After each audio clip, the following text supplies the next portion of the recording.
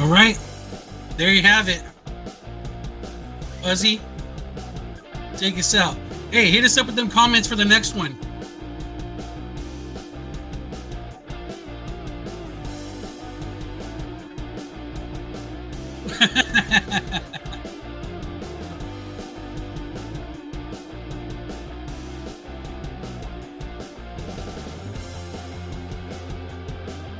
All right. I already sent stuff to the next one. See you guys over there.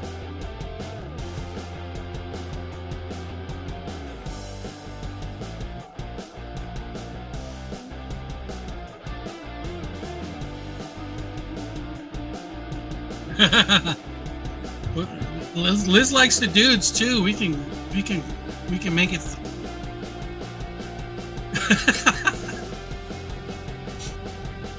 All right, I'll see you guys over there.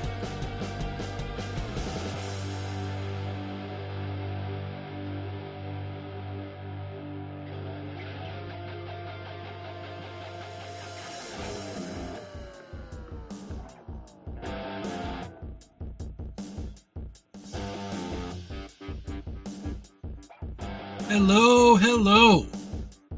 Welcome to April 10th, 2023. Another episode of Talking Shh. This week, we're going to be talking about a couple things going on the last few weeks. We missed it. So let me bring our first presenters on board here in a second. Looks like they're getting set up. They'll be on in just a second. We're going to be talking Mandalorian and that great Lizzo cameo, whether or not you love it. I'll reserve my comments for that in the future. And we're going to be talking about Super Mario movie. A bunch of us saw that one. And we're going to be talking about Dungeons and Dragons.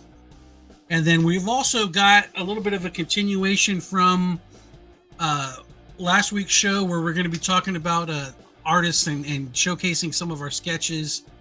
The good, the bad, and the ugly. So that should be a fun show.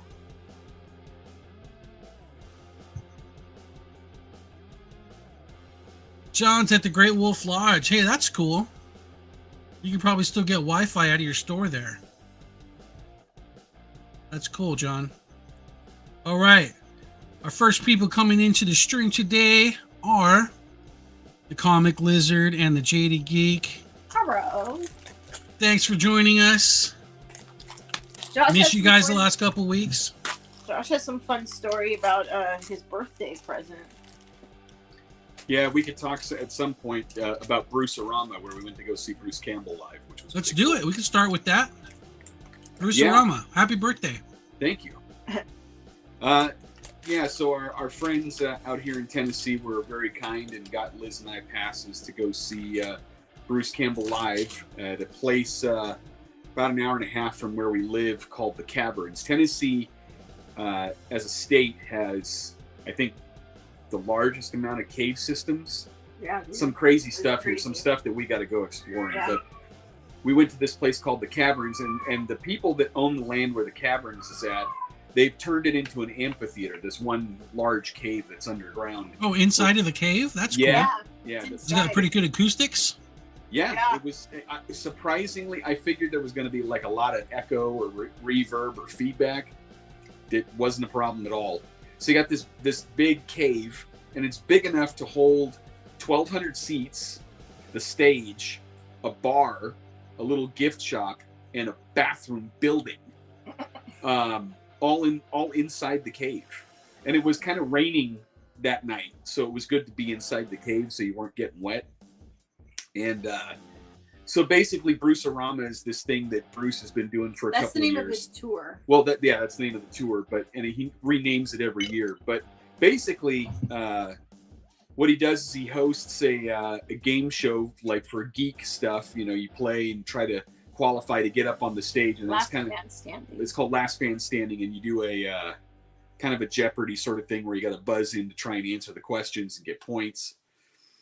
And then he did several different talks during the course of the events. So we got another addition to our stream. Sure. The most exciting guy on Whatnot. There the he Whatnot is. Nightmare. Fuzzy juicing up. I forgot how amazing High C is, dude.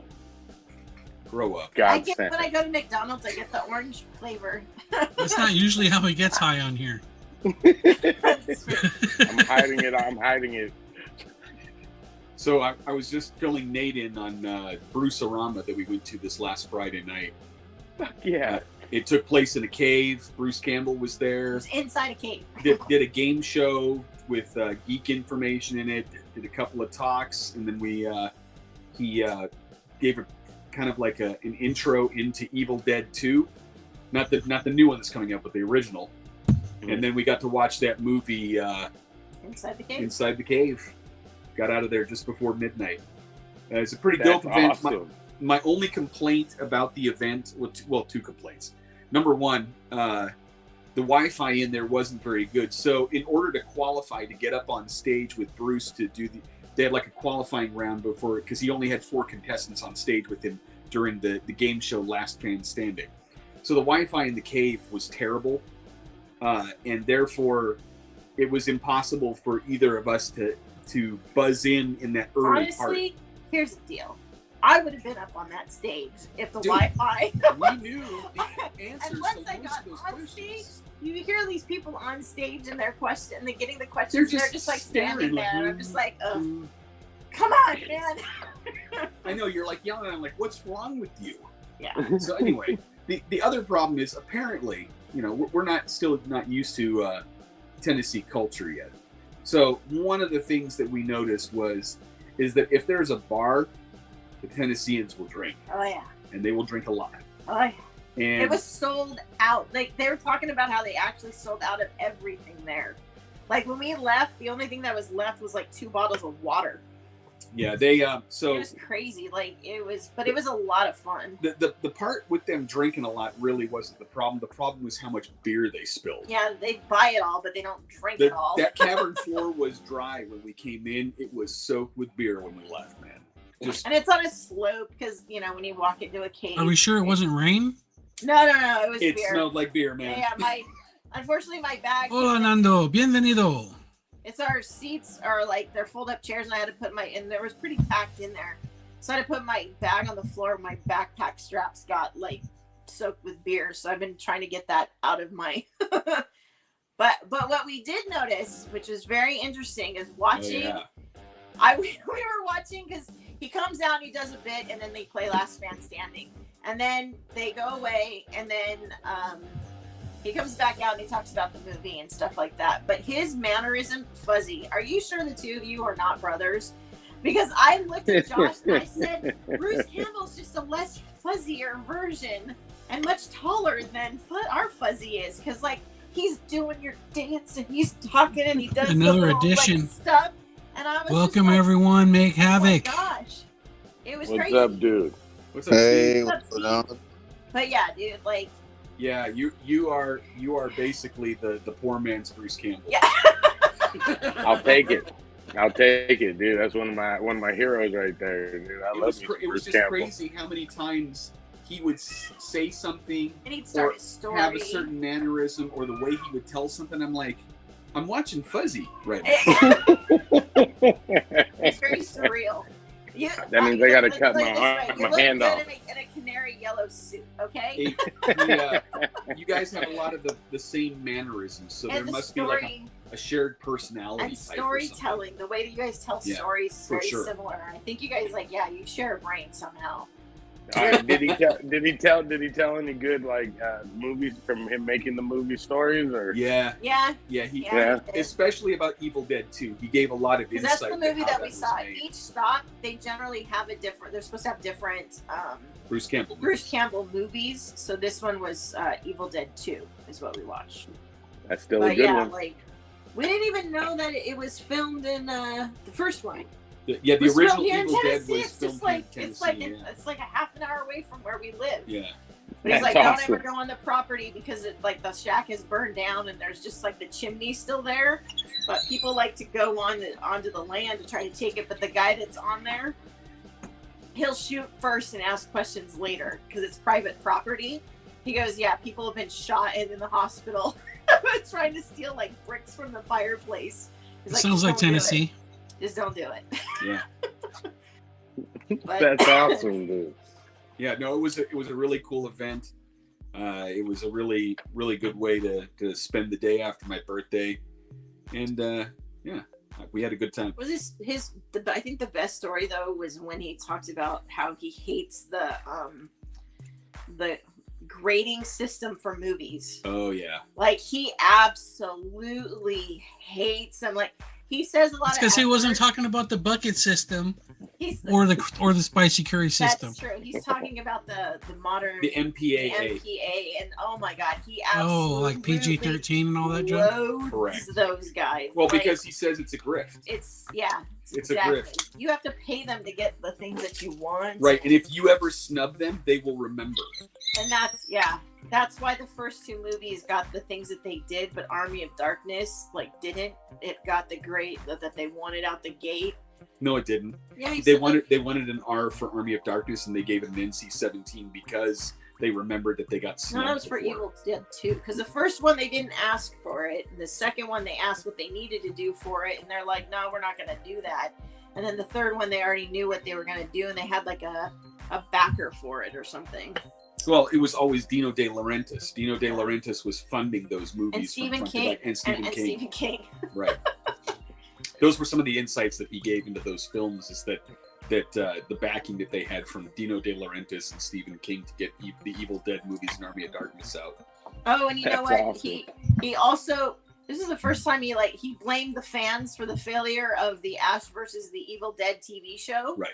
Because he goes, the reality was that there was supposed to be another season, because it's 3 seasons, I think. There was supposed to be a 4th season, but the reason why there wasn't a 4th season is because that TV show was also the number 1 pirated TV show in America. So nobody wanted to pay for it, and nobody knew because it was on Stars, and nobody knew what the hell Stars was at the time. And so once it went to Netflix, he says everybody thought it was a Netflix original TV show because nobody had seen it, but they had all pirated everything. And he goes, because nobody paid for it, they didn't make enough money off of it to be able to do a 4th season, because there was supposed to be a 4th season. And he looks out at the audience. He goes, "All I see is faces of thieves." You know, there's something to there's a lot to that. I remember arguing with younger employees of mine when the whole Napster thing was going down and all that stuff, and it was like at that point you could still go to Tower Records and get a NECA toy and then listen to an album before you wanted to buy it or whatever, and you bought your physical media, and you once Napster came out and people were stealing the music and the movies and all that stuff, that's one thing I could sit here and honestly feel like I'm not responsible for any of that, because I never stole a song, I never stole a movie, not once did I ever. Yeah, so Hey, Bruce is mad at you. No, I no. did. Look, this is the way I always did it. Okay, I would take it again. I would watch a movie I was iffy about. I would watch it like a bootleg or something like that. But if I liked it, if it was good, I'm this guy deserves more money, I would go buy the movie. I have a stack of movies in my thing that I'll probably never watch again, but I was like, this was a good movie, I'm gonna buy it just to put my money into it and stuff. Same thing I was talking about last time about going to see the Air movie in the theater, because that way they can get money, because I want to see more Ben Affleck movies and stuff. I like Ben Affleck movies, so I need that to succeed. I don't need James. Everyone will give James Cameron his money. I don't need Avatar to succeed. Whatever, dude. He's got that shit out of his own pocket. But Ben Affleck, I need it, because maybe we'll get that Batman movie. I didn't see either Avatar in the theater. My thing is with regard to piracy, it's if I respect a filmmaker and I respect the film, I'm gonna patronize them by giving them my hard-earned cash. I'm gonna honor that. But if it's some clown that I despise like Ryan Johnson, I'm totally stealing that shit. Totally. because I'm not going to give that human watermelon one dime of my money. It's a cantaloupe, honey. He's a Last week, Nate talked me into watching my first M. Night Shyamalan movie, dude. I watched the new one, and I didn't think it was that bad, but I only watched it because it was on Peacock. Like, I was like, oh, okay, that's not me paying for it. Fuck it, I'll watch it. So I watched it, but I'm with you. The Cabin in the Knock Woods? at the cabin door. Yeah, something like that. Knock at the door or something like that. What's his nut? Drax, right? Batista, yeah. Yeah, when I liked it because it didn't give me a twist ending, where you're like, what the fuck, where I was like, I knew what was happening and I went, this is cool. I was like, this is pretty cool. So I got what I wanted. I was happy. You know what I mean? I didn't want, like, I still don't like the guy, but I still give it a thumb up. There you go. So you might piss on him now to set him off, to turn the fire off? Put the fire out, turn the fire off. I'll spit on him. Asparagus. After the asparagus? That's rough. That's right. All right, well, happy birthday once again, Josh. Thank you. The big 4'8". Yeah. Oh, man. So that means I'm only like 2 weeks older than you, huh? Yeah. Apparently, you and I were born very close to one another. Yeah, our mothers were pregnant at the same time, huh? Go figure. Huh. Something in the air that night. Drew Barrymore was born like 2 weeks before you, right? We're all born like in succession. There's a trifecta. It was Drew, Nate, and Josh. Yeah. All the good things come in threes. Is that what it is? Well, they're the cookies. I'm the cream. The only reason I brought up Drew is because I know she was also born at the same hospital that I was born in. So there's that. Good times. All right, what else we got going on this week? Dungeons and Dragons. Fuzzy, tell me you saw it. Dude, I haven't been able to do shit. My kid's finally being able to walk. I'm still recovering from WrestleMania. Fucking, my heart was broken for so long, and I'm now okay. So, no, dude, you don't know. It was heartbreaking. It was heartbreaking. I almost threw fucking Havoc off the top of the fucking thing of the balcony we were on because he was cheering for the other guy. That's not possible. Nobody can lift Havoc. I Havoc. If I'm the champion, you know what I'm saying? Havoc, was I not that pissed? Was I not that pissed out of throwing? I don't understand. Yeah, you were bad. Aren't you supposed to, like, isn't that what he was asleep? Like, that's the whole point though, right? What? Like, they wrote it that way to elicit a feeling in you. That being mad about it would be like being mad at a bad movie. No, that's the whole point. It's so good that they made him think that he was gonna win. It's like a movie, it's like they got him so good. The storyline, the acting, everything. It's plus I was going for the bad guy, and like always, like I go for the bad guy. This guy was going for the good side, and of course, we won. And don't you feel that's a safe bet? No. Yeah, but like it was literally like the whole time. Could have been. I haven't seen no D&D experience yet, dude. But I would love to see that, dude. Because trust me, everyone wants me to play too. Because I get very animated and fucking. I might not. Actually, I think that would be fun. I'm a sore That's loser, the thing we got to so do next time you guys come to town. I don't think that character's name was Jonathan. I think it was Jarnathan.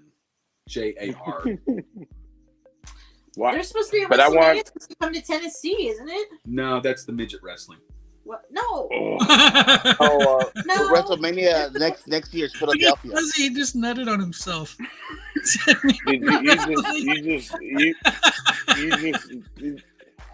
Yeah, that's fucking hot, dude. That's fucking hot.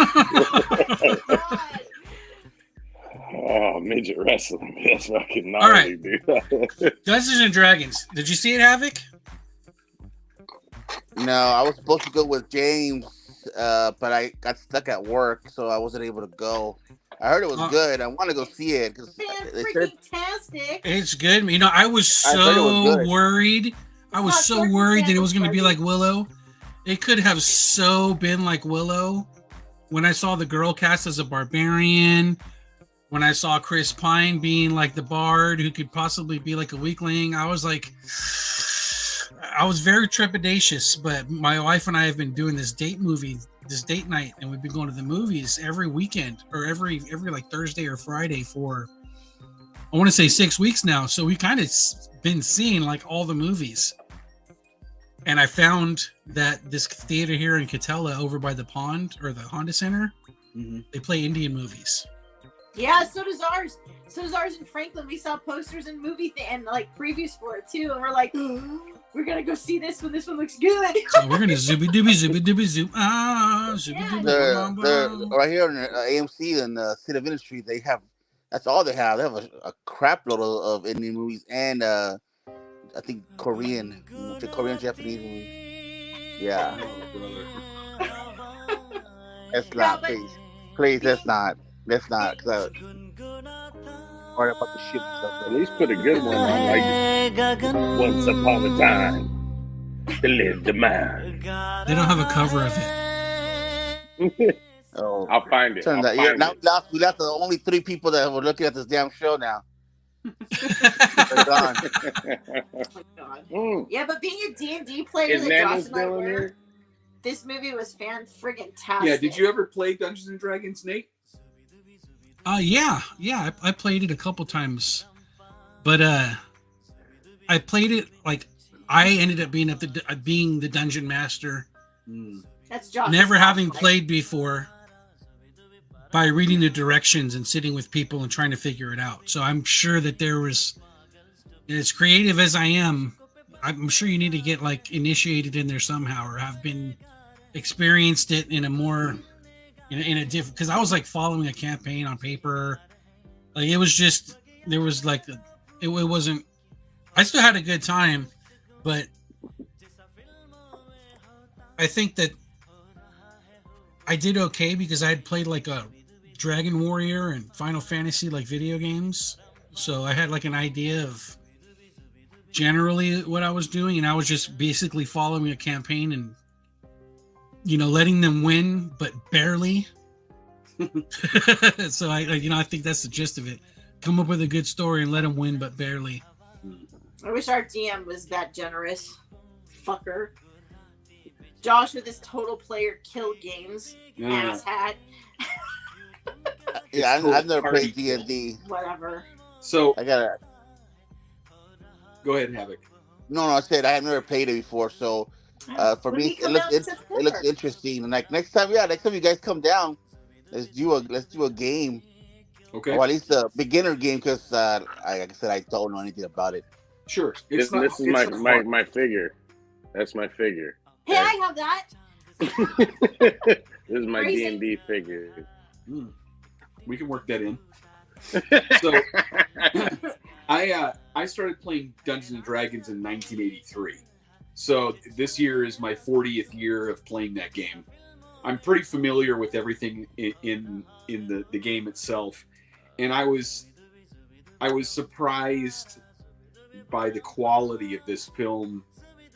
Not just because we live in a terribly woke age, but because the SOBs behind Dungeons and Dragons, the game, they're destroying it right now. They're actively grinding it into the dust like every other IP that's out there. So I had extraordinarily low expectations. I mean, anybody that remembers the D&D film that came out like around the year 2000 with Jeremy friggin' Irons in it, that movie was so god-awful. I just couldn't imagine that they would do this right. But apparently, the screenwriter and the director, I guess it's the same guy, right? There's 2 of them. There's 2 of them. But they both wrote and directed. It's very clear from that film that not only do they play, but they respect the material. And so in a lot of ways, this movie was, at least feel-wise, was like Top Gun Maverick. You know, it respected the original. And there was enough nostalgia in it to like kind of hit you in the feels in certain spots. There were a lot of callbacks in the movie that I recognized. Lots of like background stuff. I was really just surprised by the amount of detail that they were able to work into it. There were a couple of things that I didn't like, but they're pretty nuanced things that you're only going to be familiar with if you've played quite a bit. I missed it. Yeah, and you shouldn't have missed it. I know, but you did. But I did. But it was really good. It was really good. I mean, I'd probably give the movie like an 8.5 out of 10. It's pretty solid stuff.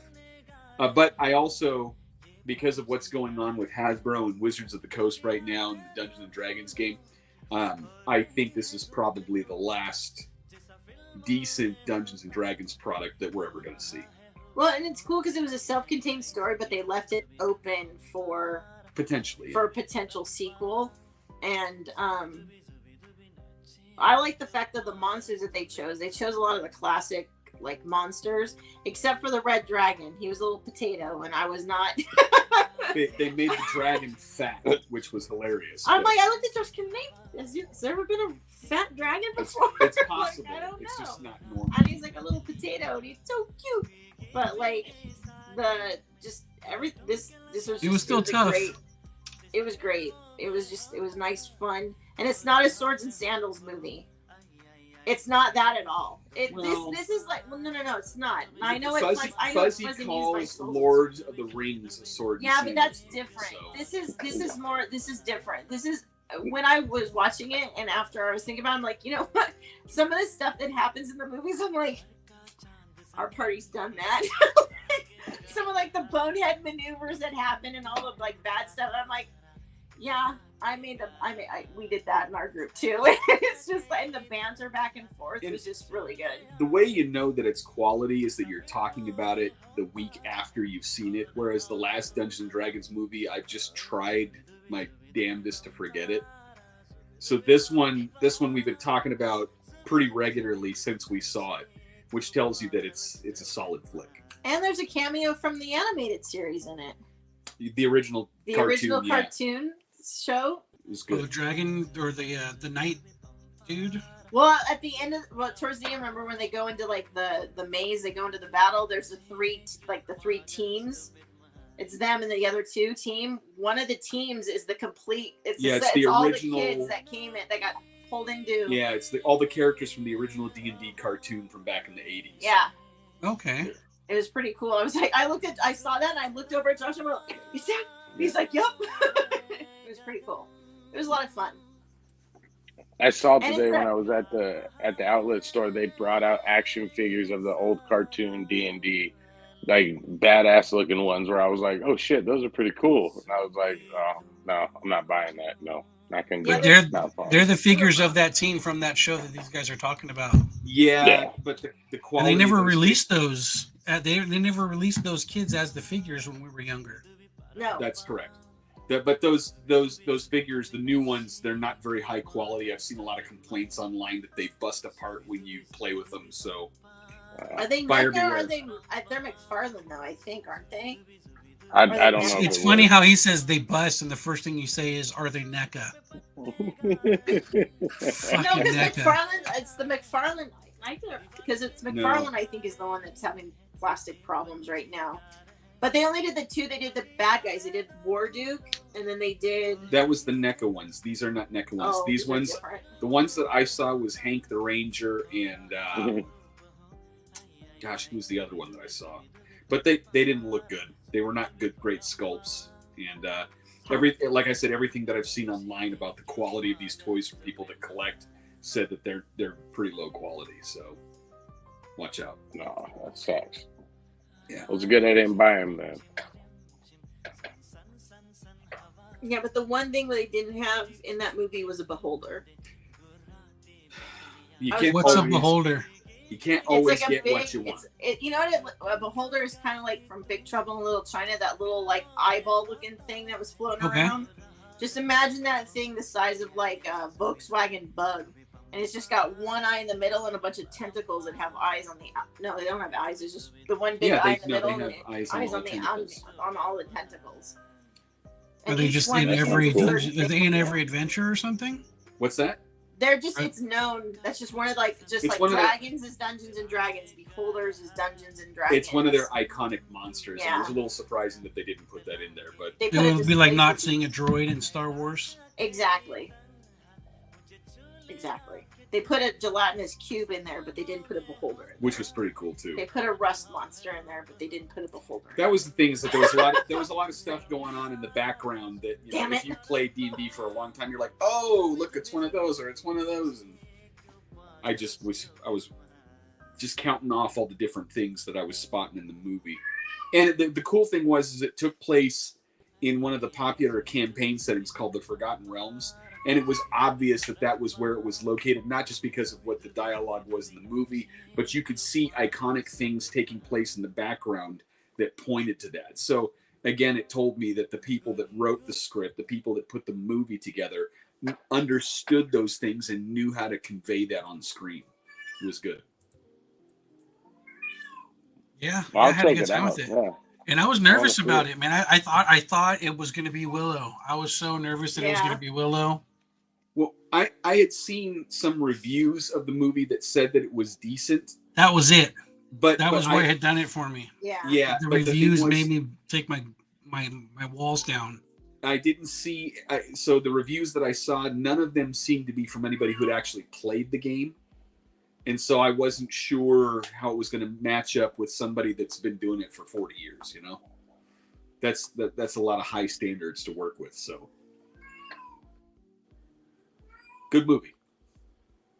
Yeah, I'm glad you liked it. Yeah, we had a good time with it. My wife and I were busting up with the fat dragon. I know when that came out, and I was like, "What is this? That looks like a red dress. Is it a baby? Because he's just so cute. Like he does. He looks like a potato with like a dragon head, and even his little legs didn't fit. I don't know. He was like sliding around on and stuff. Yeah, that threw me for a loop, but it was pretty funny. And the dialogue was good. Like all of it was good. Yeah, Like, it actually came across really well, and you didn't get, for the most part, the things that I had problems with were kind of woke, but they were kind of in the background, and like I said, I don't think most people noticed it. But like the main action, the main characters, none of that was woke. You know, like Nate, I was afraid since the barbarian was a chick, you're gonna get like the strong, empowered female, but that's not what it was. She was just the barbarian in the group. You know, she was just the Yeah. hard-hitter. And everybody still, the men still fit their roles, Right. and they weren't emasculated. They were just who they were. So Right. yeah, it made sense. Yeah, for sure. Well, they had to depend on each other. You know, you had the bard who was also a thief. You had the barbarian. You had the sorcerer. You had the druid. They all had different abilities, and nobody really upstaged anybody else. And they can't have any children because half breeds are racist. Oh, brother, don't get me started on man, what's going on. what you doing? Don't. What you doing? Dungeons and Dragons is literally on fire right now. I and just calmed him down like yesterday. I'm watching. For like a week. You know, I watched this movie, and I'm grateful that it turned out so well. And then I've been following what's going on with Dungeons and Dragons, and it's a dumpster fire. It's so bad.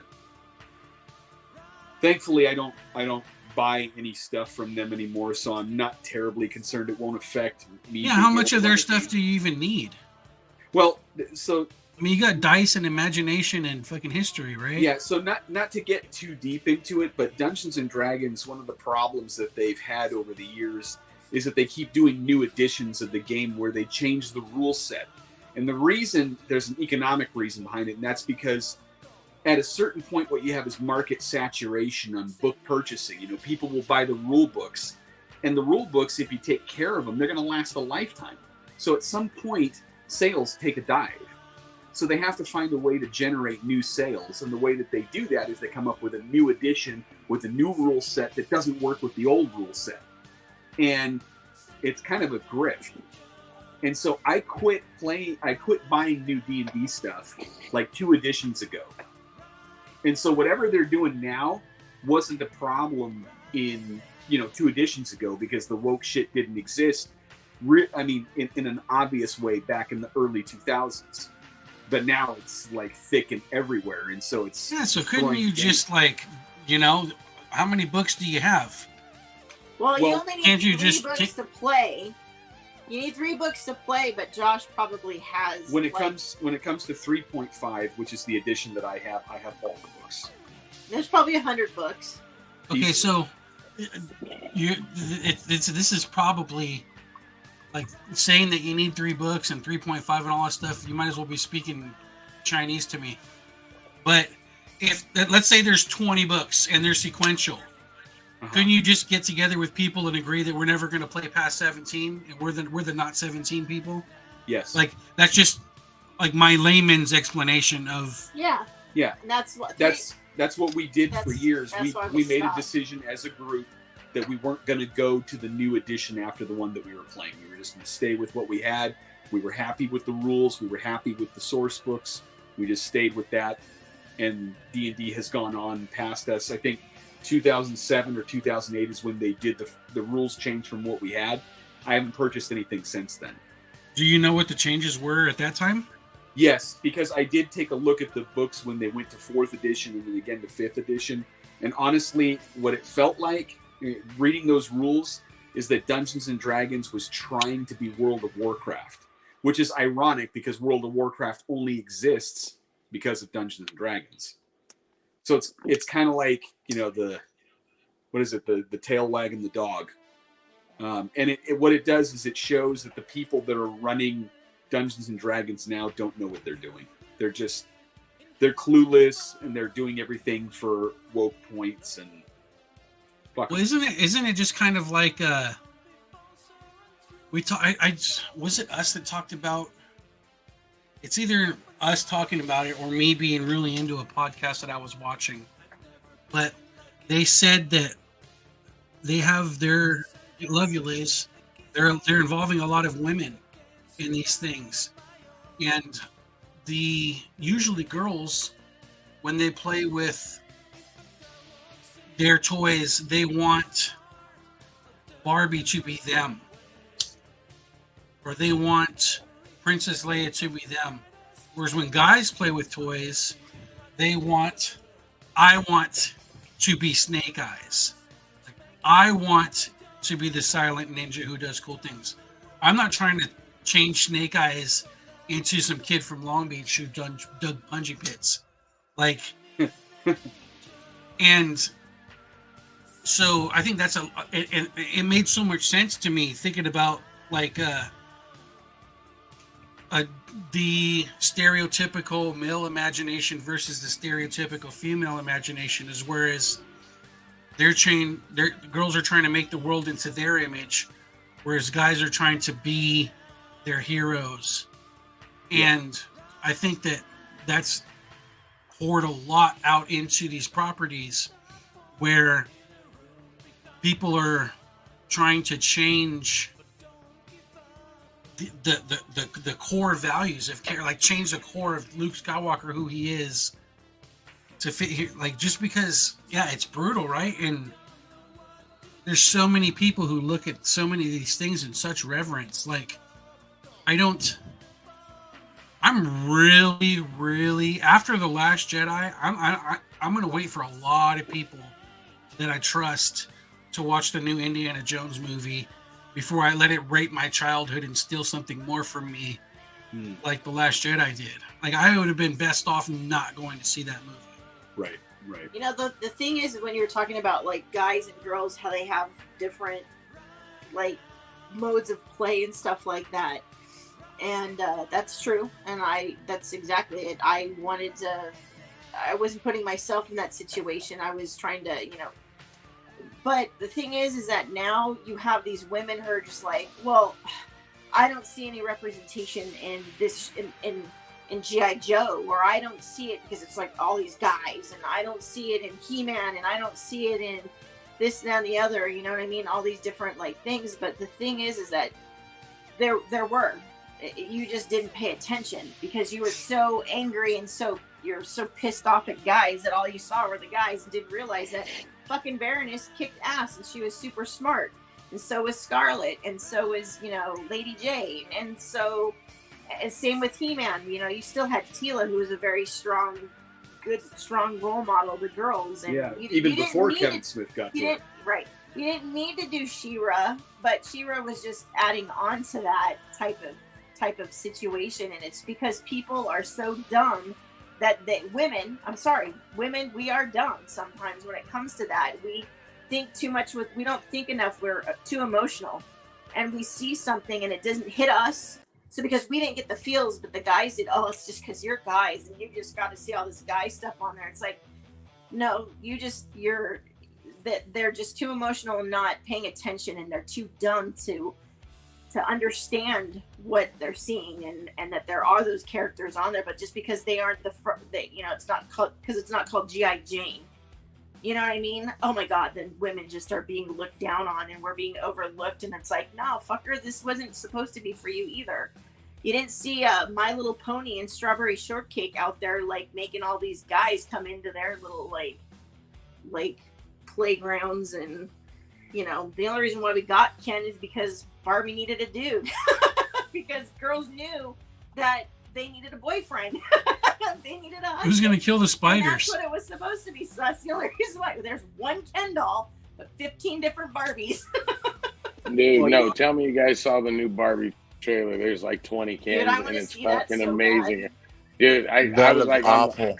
That looks I was so on awful. the fence. I was on Come the with fence Havoc. Right. until I was on the fence until they fucking pull when she's driving away, and he pops up behind her, and she's like, "Did you bring your rollerblades?" And he pulls them out. He's like, "I always got my rollerblades."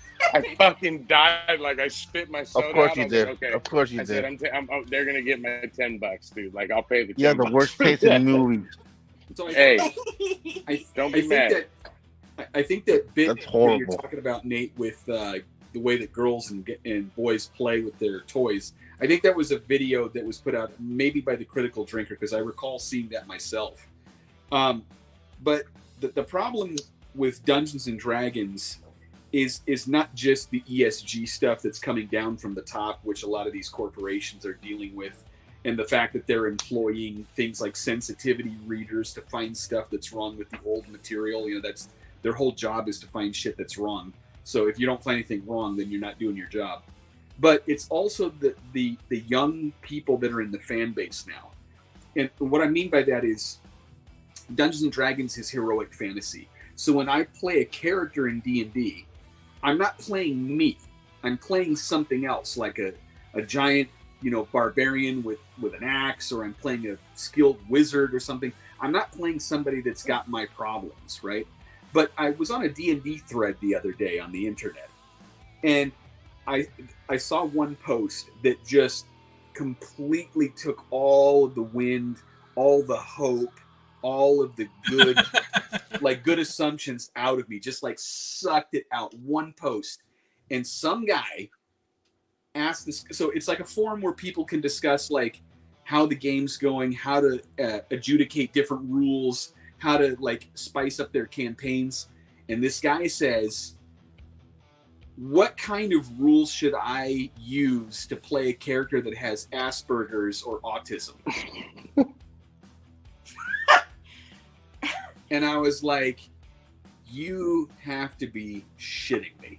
What kind of person wants to play in heroic fantasy, where you slay dragons and kill orcs and, steal all the treasure, that you're going to play some guy that can barely get a job at McDonald's? I mean, for real. Like, who is this? Why? It's the underdog story. What is Forrest Gump? I mean, with a sword? Yeah. I mean, imagine it's so absurd, but the problem is that this is what people are asking for. So in a certain sense, Wizard of the Coast and Hasbro are partially responding to some of their customer base that are requesting this. But what this just tells me is that back in the day, when it mattered, I didn't gatekeep hard enough. Calm down, honey. These people should have never been allowed to play this game. They're not worthy. They're not worthy. No, I can't calm down. It's this is like where I insert the Wayne's World cut. We're not worthy. I'm gonna send you a gummy or something, dude. I'm just like, that was a rough night in the Scott household. I don't. When he read that thread, just like the utter despair at reading that comment. Like, man, we're done. It's over. You don't recover from that, How do I play an autistic character? My God, or do you want a rule set on Down syndrome too? For God's sake, Can you just give them like a 2-sided dice? A 2-sided die, they wouldn't know what to do with it. That's a yeah. Coin, you flip it. I need the rule set for paraplegia. They're gonna manufacture medieval wheelchairs. They never watched Nightmare on Elm Street 3 and got the comprehension that a guy in a wheelchair, you know what I mean, that wasn't looking. You're doing this the wrong way, Josh. I think what you should be doing is invite them to your thing. Like, hey, Nate's gonna set up a live stream where anybody can join, and I'll be the dungeon master. We can play right here online, and bring all the paraplegia people, and then you start, and then the dragon fucking kills them right at the beginning, and it's game over, and you leave laughing. It's a short game. We had short games. That's true. And those were with people that didn't have disabilities. So maybe in real life we weren't mentally ready to couldn't comprehend what was going on, but my God. Well, wouldn't that just be so you do have Asperger's, so you are paraplegic? Isn't it fantasy your chance to not be that way? Yeah, that's what I'm saying. Like, it's like the peripheral. The peripheral. Yeah, when he's handicapped. The dude's handicapped. He's got one arm that works, his legs don't work, and he goes off into the thing. That would be like being capable and going off into the peripheral into like a dumber body or Nate, you're just being ableist now. You're a bigot. You son of a bitch. I mean, that's where we're at. It's mind-boggling to me because what it smacks of is that somebody fancies themselves suffering from something like ADHD, and they're like, "Oh, I would love it if my gnome had ADHD." You know, it's just like that's fine. Gnomes do have ADHD. They just didn't call it that. No, they're just gnomes. They're just gnomes. That's their personalities are such. It's ingrained in some of their characters. We have too many. Like Drow, they're resting bitch faces. Feeble wimps in our society, and these people are not worthy of something so honorable as Dungeons and Dragons. We're not worthy. It's gonna be fun. Fuzzy, you're gonna be a druid for sure. No. I decide. I'm Fuzzy, the dungeon master. You gotta make sure Fuzzy can partake in the herbalism. Don't worry, I'm not gonna screw right. anybody over. I'll give everybody great characters, but I decide. He's gonna be the drunken fighter. Fuck yeah, dude! I like Jackie Except Chan. for Havoc. Havoc gets to be the Goblin King. He does look like David Bowie. I'll do you solid, Steve. Don't worry, I'll do you solid. He will. I'll make sure he does. We get all right. We get Dungeons and Dragons. If you get a chance to watch it, it's a good one. Go watch it. It is. It did give Josh enough hope to hurt him when it got stolen away. Yes. Yeah. Raised to the heights and stolen. All right. So where's that leave us? We'll have a D&D game in September with everybody. Yeah. Can't wait. I'm down. Who saw the Mandalorian last episode from Wednesday? I did. All right. Now, God, I've been liking this show, even when people are starting to shit on it. And then I know that we know Jaded, we know, but I'm telling you that this is just adventure. This last episode was good. I don't know what you're talking about. Yeah, it was I good. liked it. Wait, is the last episode the one with Lizzo and Jack Black, right? Yeah, and then but then they gave the dark saber to her, you know. Yeah. I mean, I could split. I could if I used my my power. Which Dungeons and Dragons character has the power of discernment? Paladins usually do. Okay, so if I became a paladin and used my power of discernment, I might be able to separate Jack Black and Lizzo from the Darksaber portion, and maybe I could see how ignoring. But they were on for like 2 minutes. How is that gonna mess up the show for you? Like, that's ridiculous. It's not just that, Steve. The fact of the matter is that the Mandalorian as a TV show for the third season is meandering. We don't know what the point of anything is. We don't know where it's going, except that we know that he's playing. He's playing second fiddle to Bo-Katan. This is the Bo-Katan show, guest starring Din Djarin. We all know that Bo-Katan was the main one for on Clone Wars and one of the main characters of Clone that's Wars. the thing. And, Okay, I think so we that's talked our about Clone this Wars. last week. We haven't watched all of Clone Wars, so we haven't. The part that we've watched up to, she hasn't even been introduced yet. We haven't watched the Bad Batch. We haven't watched. so you're missing a lot. And we haven't really watched a lot of the animated series stuff. I've seen some of it when I used to work at FATS. We used to play it. I would catch episodes here and there, and the Lego game. So if it's in the Lego Star Wars game, then I've got that, the Clone Wars section of it.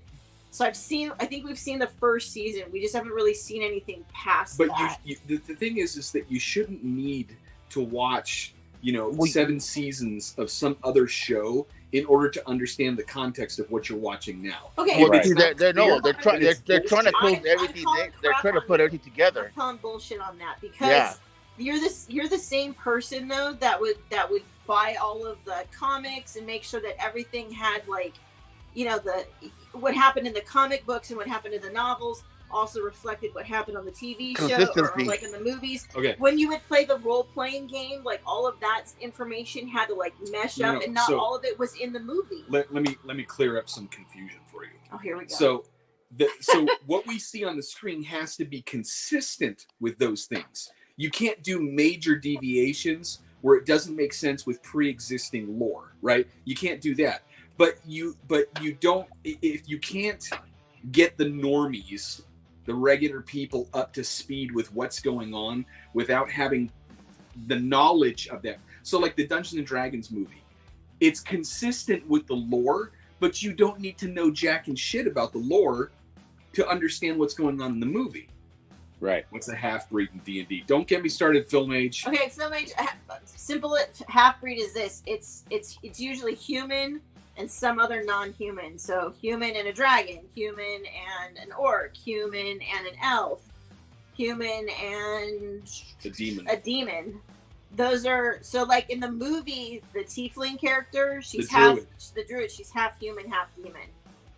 So that's, and then the dragon-born person that was sitting at the table, the council, that's half human, half dragon.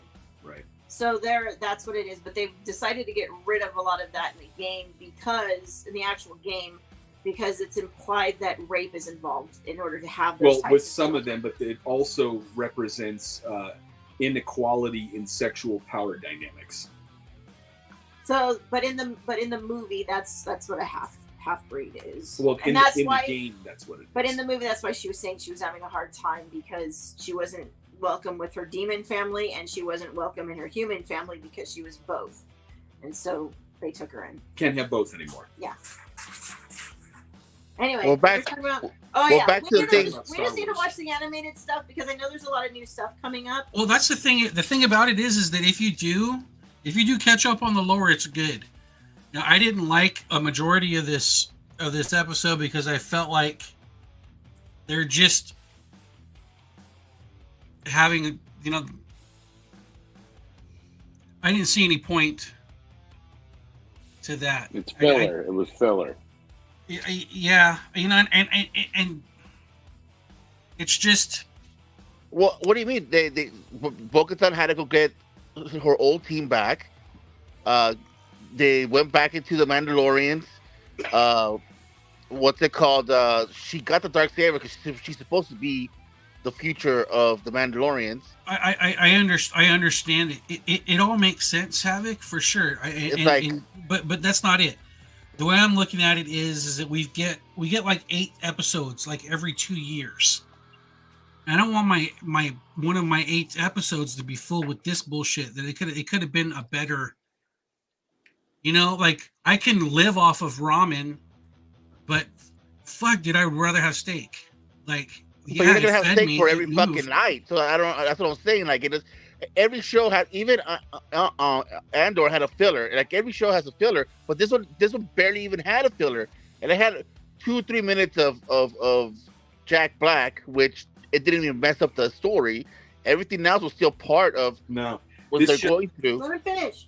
This show and also, people are saying, well, Dave Filoni and Favreau also said that it's better for you to know Rebels, to watch Rebels, and same thing with Clone Wars, because it's all everything's going through. Even with the new Ahsoka TV show, everything's connected to each other with the Bad Batch, with all the shows. So, I mean, I don't say that it's going to a certain direction. I don't understand what it's. No, I get that. Let me try on that. I get all that stuff. I've seen all those shows. I love all that shit. But if we want to address what's going wrong with the show, is that up until this point, you didn't need to have all of that secondary lore to be able to watch it and be entertained. To which Fuzzy is shaking his head, yes. Yeah, right. No, you feel like there's like everybody's dancing to a song you don't know, and they're like, "Whoa, it's my jam!" You're like, "I never heard that before." Jada Geek's hitting it too on the head. Is that in Mom and Pop? Jerry Bruckheimer, one of the greatest producers ever of all time, he fucking said it. He goes, "If Mom and Pop in Oklahoma don't know what's going on, then it's not going to be a hit, because Mom and Pop in Oklahoma are the ones we want to put their butts in the seats."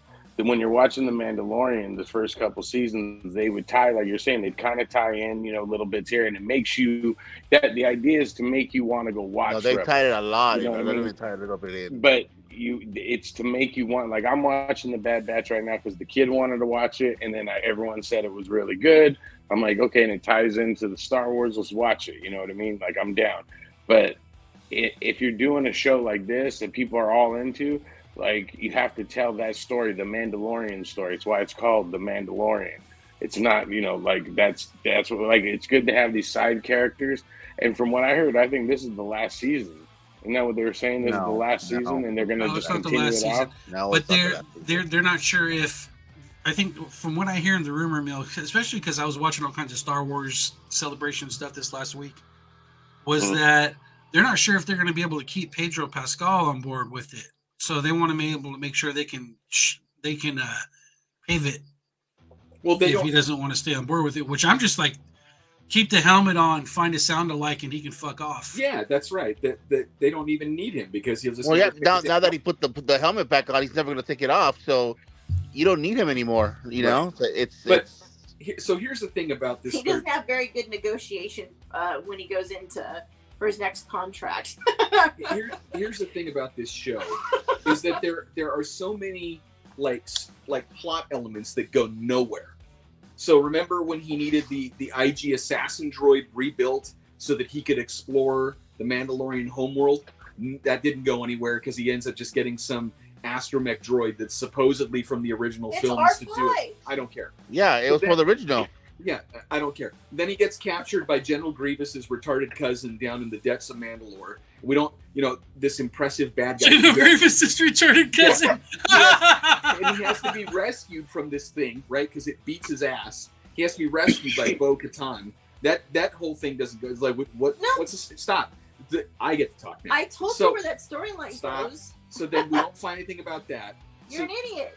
Yeah, I agree with her. So then we have the interlude with the doctor from the first season and the new lesbian Gina Carano. Okay, that one. I'll give you that one. That one, I'll 100% give you.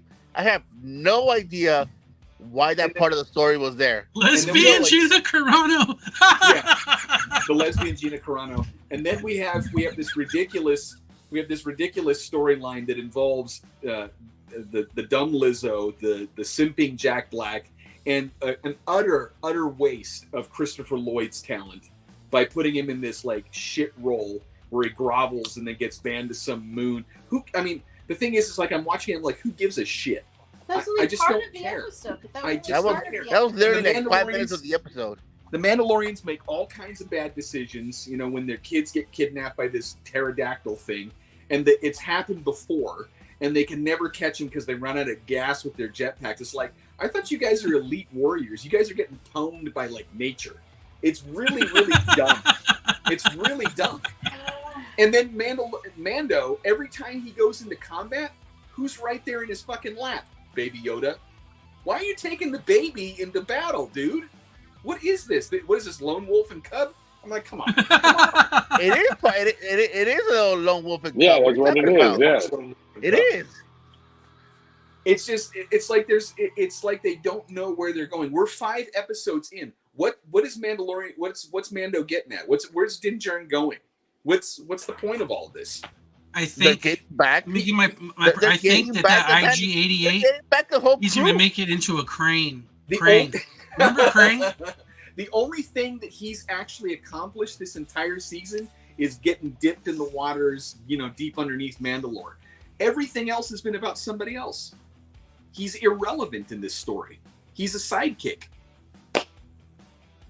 Yeah, And it's probably part of it is because they might, because of what's going on with the negotiations of him being here, they might need to move it over. It's called The Mandalorian, but now they're bringing all the other Mandalorians into it. And they're also saying that and I have a feeling they're gonna turn it into Bo-Katan, and then she's gonna take over. Look, Bo-Katan is. I think they're gonna kill her. She might be a great. She might be a great character. She might have a great storyline, and this probably fits nicely into that storyline.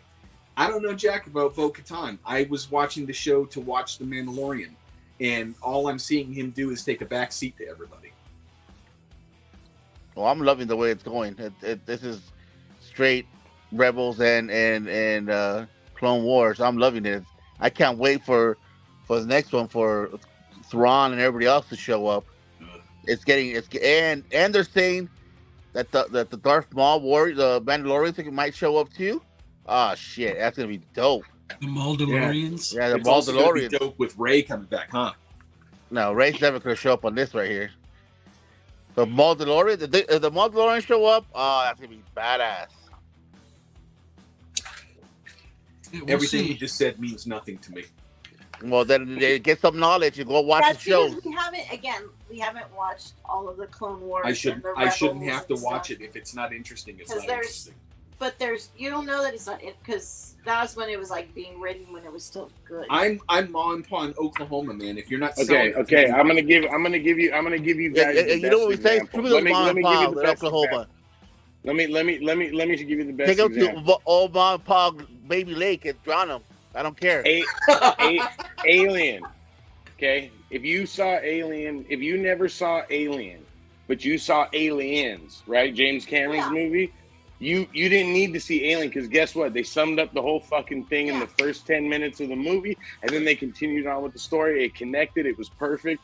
Mom and Pop in Oklahoma would fucking. So you're see saying aliens that you got 2 hours without seeing 2 hours? Right, exactly.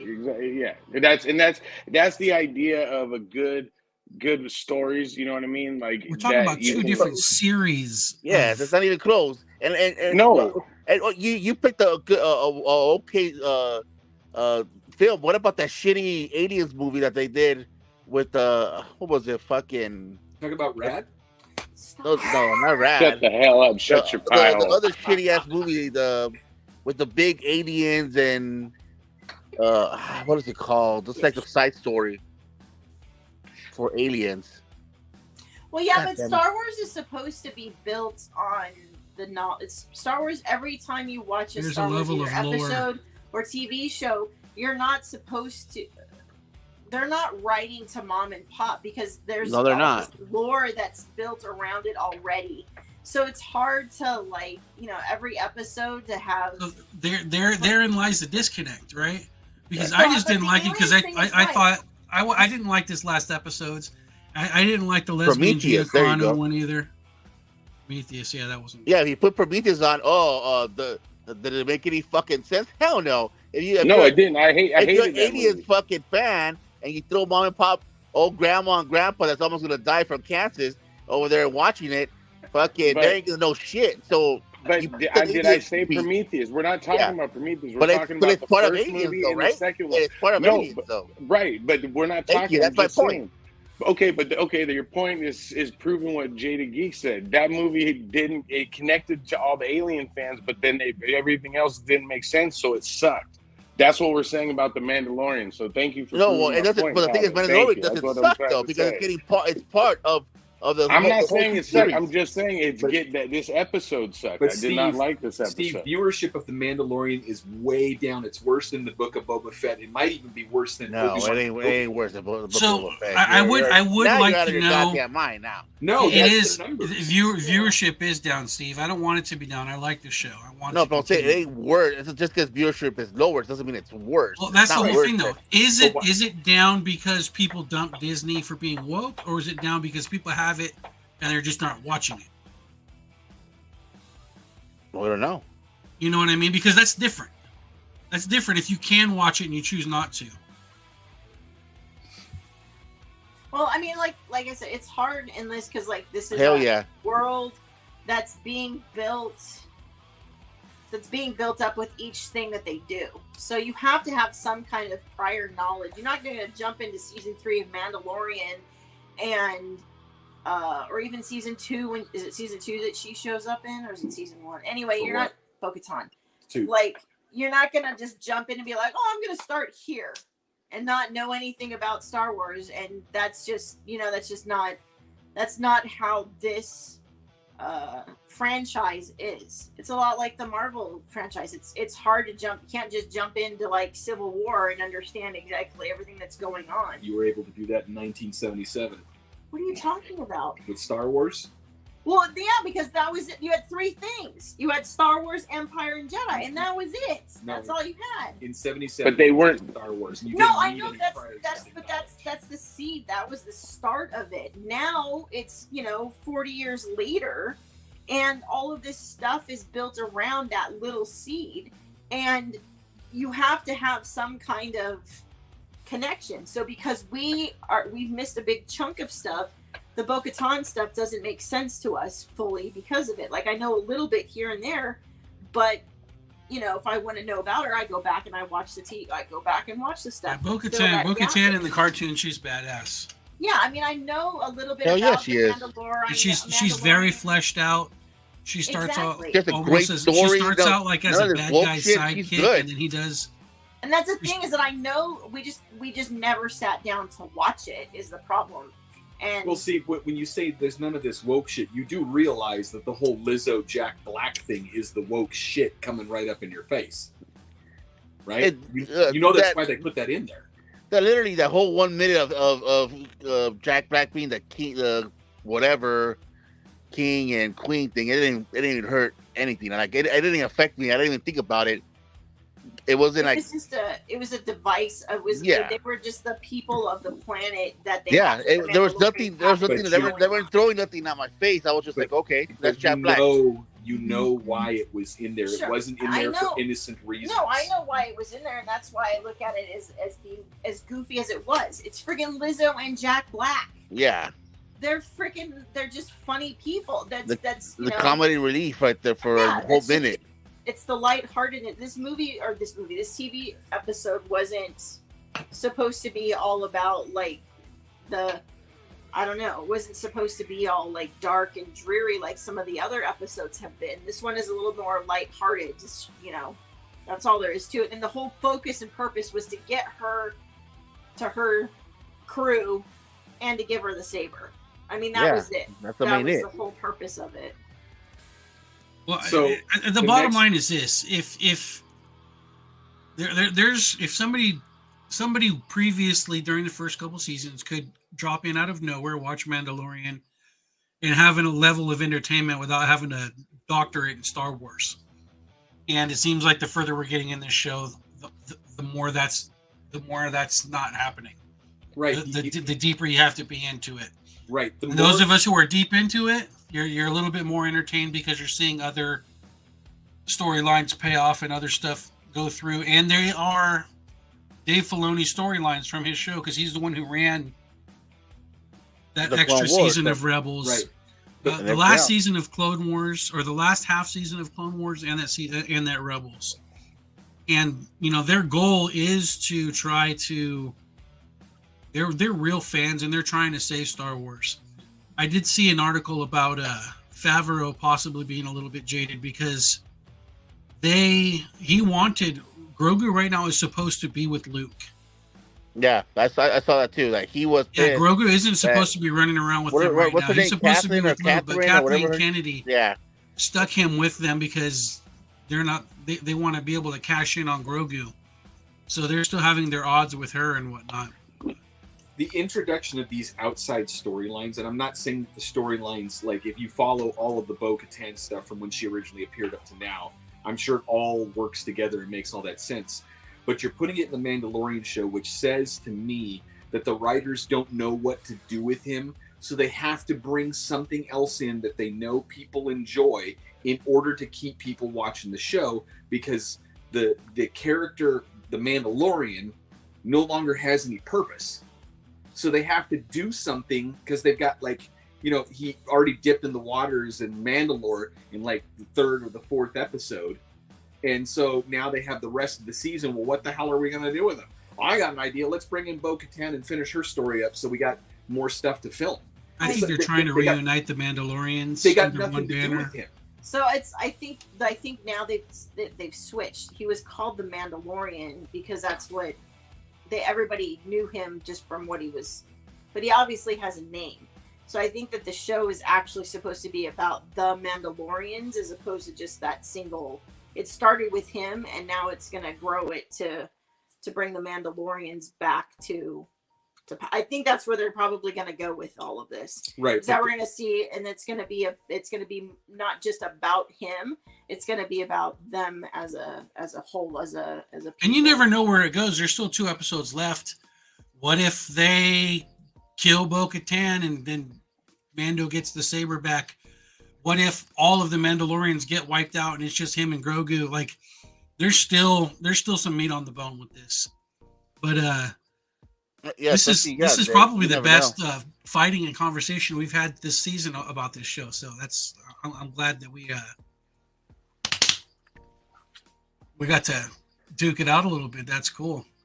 But I do wish it's more than these few episodes. I wish there were at least 4 or 5 more. And that's that was my point, Havoc. That was my point. Like, I saw them. It was only a couple minutes or whatever, but the couple minutes and then that little adventure, I just feel like the main story. If we only got 8 episodes, especially with how fast they've been moving these other movies I'm watching. Like, dude, there's this dude named Rocky who was a little kid and started a gold digging empire and did all kinds of crazy. Like, in 6 hours, he ran the gambit of life and took out all of India. In 6 hours, and then I'm like, dude, we're gonna waste 2 hours on lesbian Gina Carano and Lizzo. Well, I mean, I feel like you're talking about some garbage Indian movie I don't care about, but I'm out here trying to talk about actual real good stuff, Star Wars here. So let's not, no. Oh, actually, I'm sorry, Mandalorian, because the new Star Wars kind of sucked, but hopefully, if you've seen what they're talking about, the new Old Republic movies that they're thinking of doing that has nothing to do with Luke Skywalker, none of them. It sounds good. It looks good. You should get excited if it's separate from everything. So it has to be everything. I think Ahsoka looks good too. Ahsoka's really coming off of Rebels a lot more than Mando was. I think Mando was coming off of Clone Wars. Yeah. And Ahsoka's coming off of Rebels. Yeah, you're right. So now they look good, but I just wasn't she a character on Rebels for a while? She was mainly on Clone Wars. Yeah. No, but she was also on Rebels for a little bit.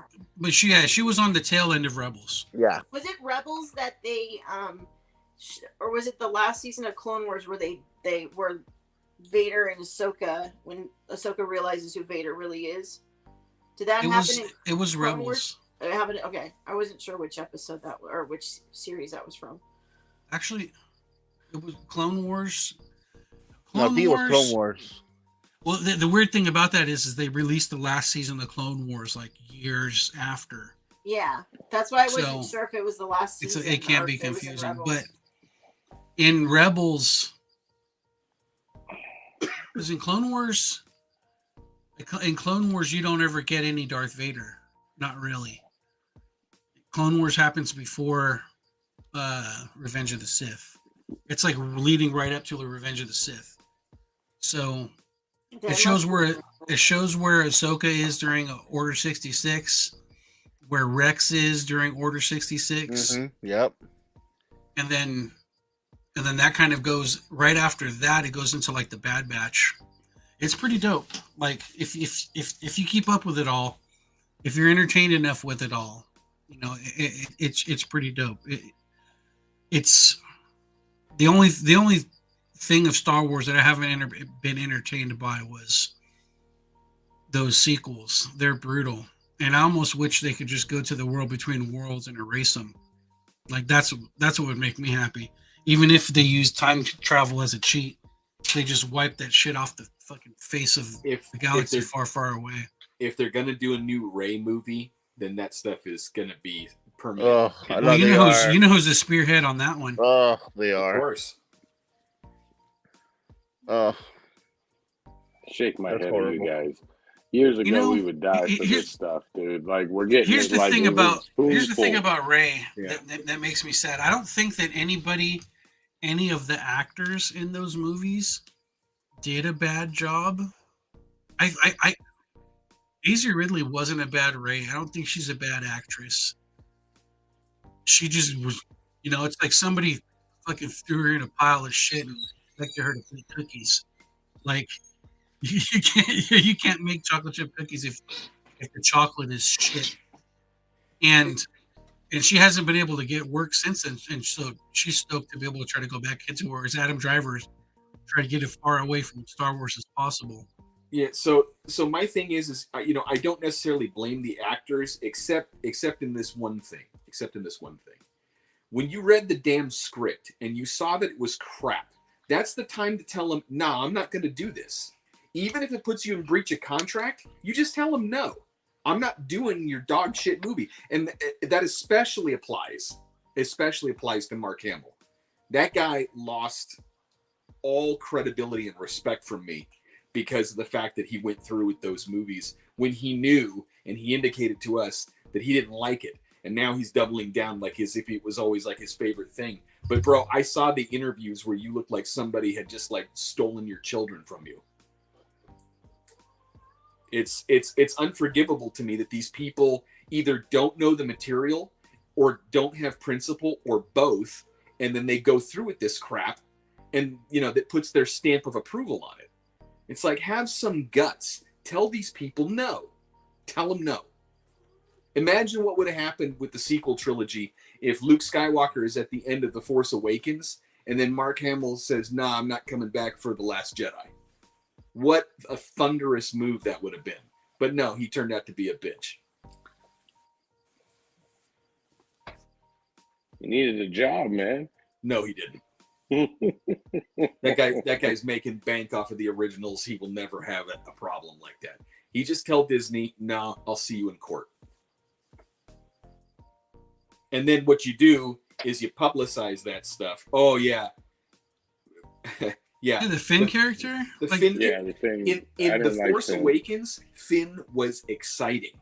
And in everything else, they turned him into like Jar Jar Binks. Hey, speaking of Jar Jar, did you guys notice that he was the hero of Grogu? Yeah, that was pretty cool. Oh man, Best finally got some redemption. And you're right, Finn. They were going to make him as that would have been awesome. Seeing a It's fucking Ruin Johnson, man. Yeah, it would have been awesome. What he did with The Last Jedi, like, I'm mildly upset with Jar Jar Abrams, but Ruin Johnson, he was the one where he was just like, "Hey, how can I have ruined the fucking childhood of so many Gen Xers?" Dude, from a stormtrooper to being a Jedi, that would have been badass. Yeah, that would have been badass. I would have been like, "Yeah, let's do this." But they ruined it. I mean, they had it too. They had everything to go for. They just killed it. Big dumbass. All right. Well, we were speaking since you were asking about worried about Indiana Jones. I'm going to be the one to sacrifice myself. You guys won't have to. I'll tell you an Well, honest Fuzzy, opinion. You like I'll picking tell up you new an honest movies. opinion. You like you're picking gonna up you're movies anyways. giving it I can't trust 25 out you. of 10 if you hate it. No, listen. I will give you the fuzzy review, and I then I love will you, give you Fuzzy. the real I don't trust you. review. I don't trust you for I'll this take one. Havoc. I don't trust I'll take you either. Havoc with me. I'll take Okay, Havoc I'll go with me. you. Yeah, we'll go, and then we can Okay. do them both that way because I've watched this new trailer that they dropped, and I went. Oh, it looks worse. That looks I'm like, worse. How much I'm are in. gonna go see it? I gotta see it. Dude. I see them trying to kill Indiana Jones and make the girl be the fucking hero. Yeah, that's what it looks And like. I'm not fucking yeah. down for that shit. I am Hey, not so gonna first of fucking all, ever. I want to. If that does happen, and I kind of hear the whispers, anytime somebody tries to talk about it, I want to be like, dun, dun, dun, dun, dun, dun, dun, dun, dun, dun, dun, dun. I don't hear you. Fuck your mom. Like, I'm gonna Well, be like they this. already killed you. I'm Indiana not gonna let Jones that happen to me. with the Crystal Skull movie anyway, so it was already destroyed back then. So little left of what you liked of Indiana Jones is gonna get destroyed by this new movie. If they give me a quick little shot of adrenaline, of nostalgia, I'm happy. I'm a happy camper. You're gonna be happy once you hear the song.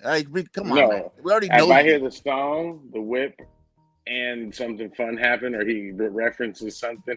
Like the only thing I don't want it to do is be too much reference back to things, like with all the old characters. But it looks like they're going to be doing like a lot of flashbacks and stuff like that to like what happened and things. So what, dude? That girl's gonna be his long lost daughter, and now she's gonna take his place because the other guy turned gay and It's he's his goddaughter. No, He even says that. He says it in the preview. She's gonna do to him what Ray did to Luke. Oh, I'm the new Indy. I'm Indiana Jones. Like, fuck off. He's just gonna take the hat off last and time. hand it to him. They got me last time. A lot of these things, certain things I'll do, certain things I'll watch. He'll die, but the dial will bring him back like the grill did his dad, and the dial ends up in a museum without its magic. I can live with that. I'm down with that. Okay. Yeah, I can live with that, Phil, man. Yeah, I can do that. The thing is that I'm sure that when Harrison read the script, that he could see that it was dog shit, but he went to do it anyway. And it's like, that's the same problem with Mark Hamill. You should have just said no. What are they going to do? They'd have to go and call, what's his nut, Shia LaBeouf to come back to try and pass on the mantle. You just should have never done it. Just leave it alone. Just say, you know what? They were going to get Chris Pratt to do young Indy, or they were going to get... That's what I thought too. Yeah, Or what's it, the guy who played in Han Solo? That's right. Unpopular opinion. I think they should have gotten Alden Ehrenreich to play Indy. I think he did a decent job being Harrison Ford as Han Solo. I think he could do Indy. Yeah, he could do Indy. I agree. I like Solo as much as everyone does. I don't like Solo, but he's a good actor. He's a good actor. I like Solo. Solo was not as bad as everybody claims it is. It just followed up after The Last Jedi. It was like the caboose of that one. Correct. It got the vitriol of that one. My only problem with it is they showed the Kessel Run. Like, I wish they wouldn't have done that because that was always like a good mythos. You know what I mean? Like that was my only complaint. Like, other than that, I had fun with that movie. Like, I was like, this is cool. Like, I want to see another one and shit like that. So, but whatever. Lando trying to fuck the robots. That was awesome. He'll fuck anything. The voice of that robot that he had a romantic interest in, that's the lady that's playing Indy's goddaughter. That's awesome. No. All right. Wow, we're boogieing. Wait, All right, but let's I have see. a question for Fuzzy. Because you sent that video of that guy with the C2E2 drama. Whatever came out of that, because it just seemed like they were talking about a bunch of speculation. Like, they didn't actually know numbers. They didn't know. They didn't. I haven't heard anything else new about it. But from what they were saying in the video was that's why I was trying to give you guys the number of where to start, and you know what I mean, because it was long fucking thing. But pretty much what they were saying was that the part that got me was like, so everyone kept saying they were getting comped books from the company, but what they were questioning is that like you as Ray's Comics buys a X amount of like your guys' Bunny Mask book, right? Did the people who created it get copies of that book too, or did you guys just get it? So no, what happens is that okay? There's two different, I don't want to say print runs, but there's two different things that they do for it. So they send the files off to the printer, and then we tell them how many we want for our actual print run. Now there's always overage printed. There's like a percentage. It's anywhere between like 2 to like 10% above what your actual like print run is going to be. So our print was 300. So there's actually close to like 300 and anywhere between 315 and 330 copies out there. Okay. That we received. Now only the reason why they print overages is if there's like a printing error or damage when the books get shipped, then we're able to still meet our initial print run of what we say it's going to be. Then if there are no damages, then what ends up happening is those extra copies get used to be given out to the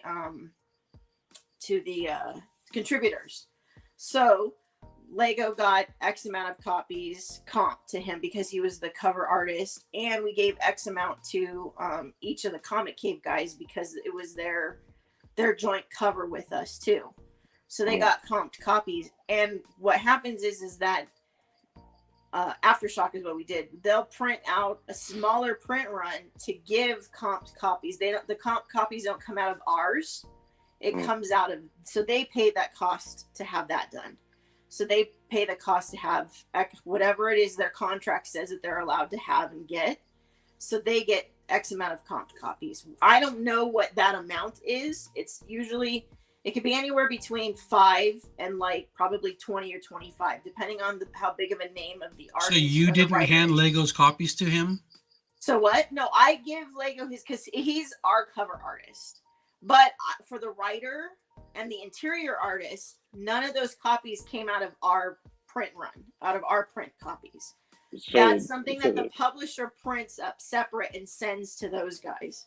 So those guys get to have copies of all of those, the different. Yeah. So and their amount, they have copies that. So our initial print run, like I said, is supposed to be 300, but there's closer to probably 350 of copies out there between the overage printing of the comped copies and then the comp copies that go to the writers and the interior artists.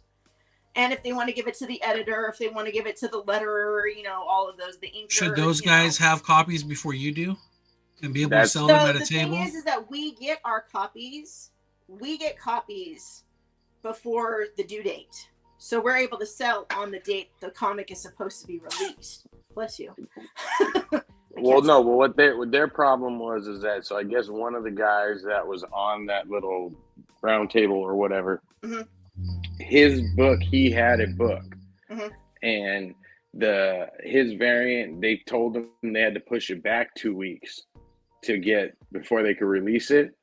But the artists and them had it on their table before they did. So that's where the problem they were complaining about. Again, that's bad perception of kind of what happened with, other things in the past, the perception of it, because the reality is that, I can't remember if I did or not, but I could have given Lego his copies a week or two beforehand because we got them that quick. But they still went to you first. Well, Lego, but the other guys could have gotten theirs because I would have printed them all up at the same time. So they would have printed our copies, and they would have printed because they had the plates, and they would print the contributor copies for the other people, and they could have gotten them at the same time that we got ours. So we have ours a couple weeks ahead of time. The difference is that we're not allowed to put ours onto the rack to sell because that's not when the comic actually drops. Perception wise is that was bad that they did that. They took their contributor copies because they got them quicker. Because what happens is they would have just had it drop ship from the printer. So after Shark sends it to the printer drop ships the stuff to us. They would have had it printed and it gets drop shipped to whoever the other contributors that the publisher wants to send it to. Okay. And they would have had those copies ahead of, at the same time that we got ours. Now, if they wanted to go to a convention before the release date and they had them on the table, they could, they shouldn't. Well, no, the guys never even got their copies. They never even got their copies. That's what they're saying. It's like they never got the copies of them. That's the other thing is I don't know exactly how, because this is for 8 billion genies, right? Yeah. So I don't know how Image, I don't know if it's standard across the board. Like, I don't know if Image and Marvel and DC do all of their printing and distributing, because I think through like with Marvel, DC, Image, those guys, they distribute your retailer copies, your retailer covers through Diamond or through Lunar, because they all print and then they distribute with the rest of our stuff. I'm not entirely sure what the contracts would state. You know, each contract is different, and each it could have been one of those things where they just drop shipped it because it was a handful of copies. They drop shipped it from the printer to the contributors, and it went from the printer to Diamond, because Diamond distributes Image, and then it had to wait. If they put a hold across the board for that particular issue with that cover, they said that they wanted to wait 2 weeks to release it. Then it's Diamond couldn't release it because Image said they wanted to hold back, but the other guys may have gotten their contributor copies and weren't aware that they weren't allowed to sell it or have it ahead of time. Because when you get it in the mail, you're just like, oh shit, I got my contributor copies, cool. You know what I mean? And they're not sure that things get pushed back and delays happen and stuff like that. Us as retailers know, because we get emails and notices from either the publishers or the distributors saying that these things, you may have gotten this in your box, but you're not allowed to put it out yet. Or, you know, the release date got pushed back, so therefore we're not shipping it, because we have it, but we're not shipping it until it's supposed to be shipped. So that's my guess, is what happened is that Diamond held it back because that's what the publisher said, but they drop shipped the contributor copies from the printer to the actual contributors, and they had it. They went to the convention, and of course they're going to sell it because it's their contributor copies and they can do whatever the heck they want with it. So when a print run, they say a print run is X amount, chances are there's at least 30 to 50 more copies out there, sometimes maybe up to as much as 100, depending on the publisher and the title and the writers and the contributors are involved and who gets it. Because it's based off of a percentage above hand. So if somebody says, oh, this is only supposed to be 500, they're messing up. Well, it's up to the person releasing it to make sure that they only release 500 out there. But there are other copies. It's the same thing with regular book printing. Because I was in the book publishing, and we did limited editions, but ours had signature sheets. So we send the signature sheets out for the writers to sign, and then they get sent to the printer, and then the printer puts it in when they do the binding process. But there's a line, and it says, and we hand number in one of X amount, one of whatever, two of whatever the print run is, and we put the numbers in, so you know that only this many have been sent out. But when you have something like this, where there's no accountability on the printers or on the publisher side of things, and you don't read your contract right, it's possible that stuff like this can happen. They aren't required to put second printings or third printings. I find it hard to believe that the contributors could go to the printer and because they had mentioned that the contributors were able to go to the printer and print other people's copies. And I don't think that actually happened. I think that they were just allotted a large number of copies, of contributor copies, because of who they were and what they were.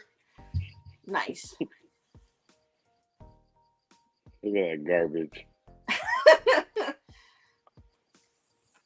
Costs $50 too, probably. And that's the thing, is that those guys don't know enough.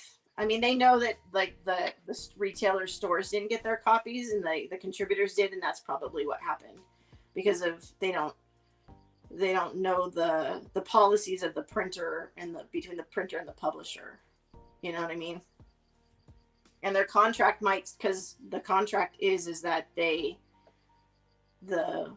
publishers own the rights to the story, so they can yay or nay certain things.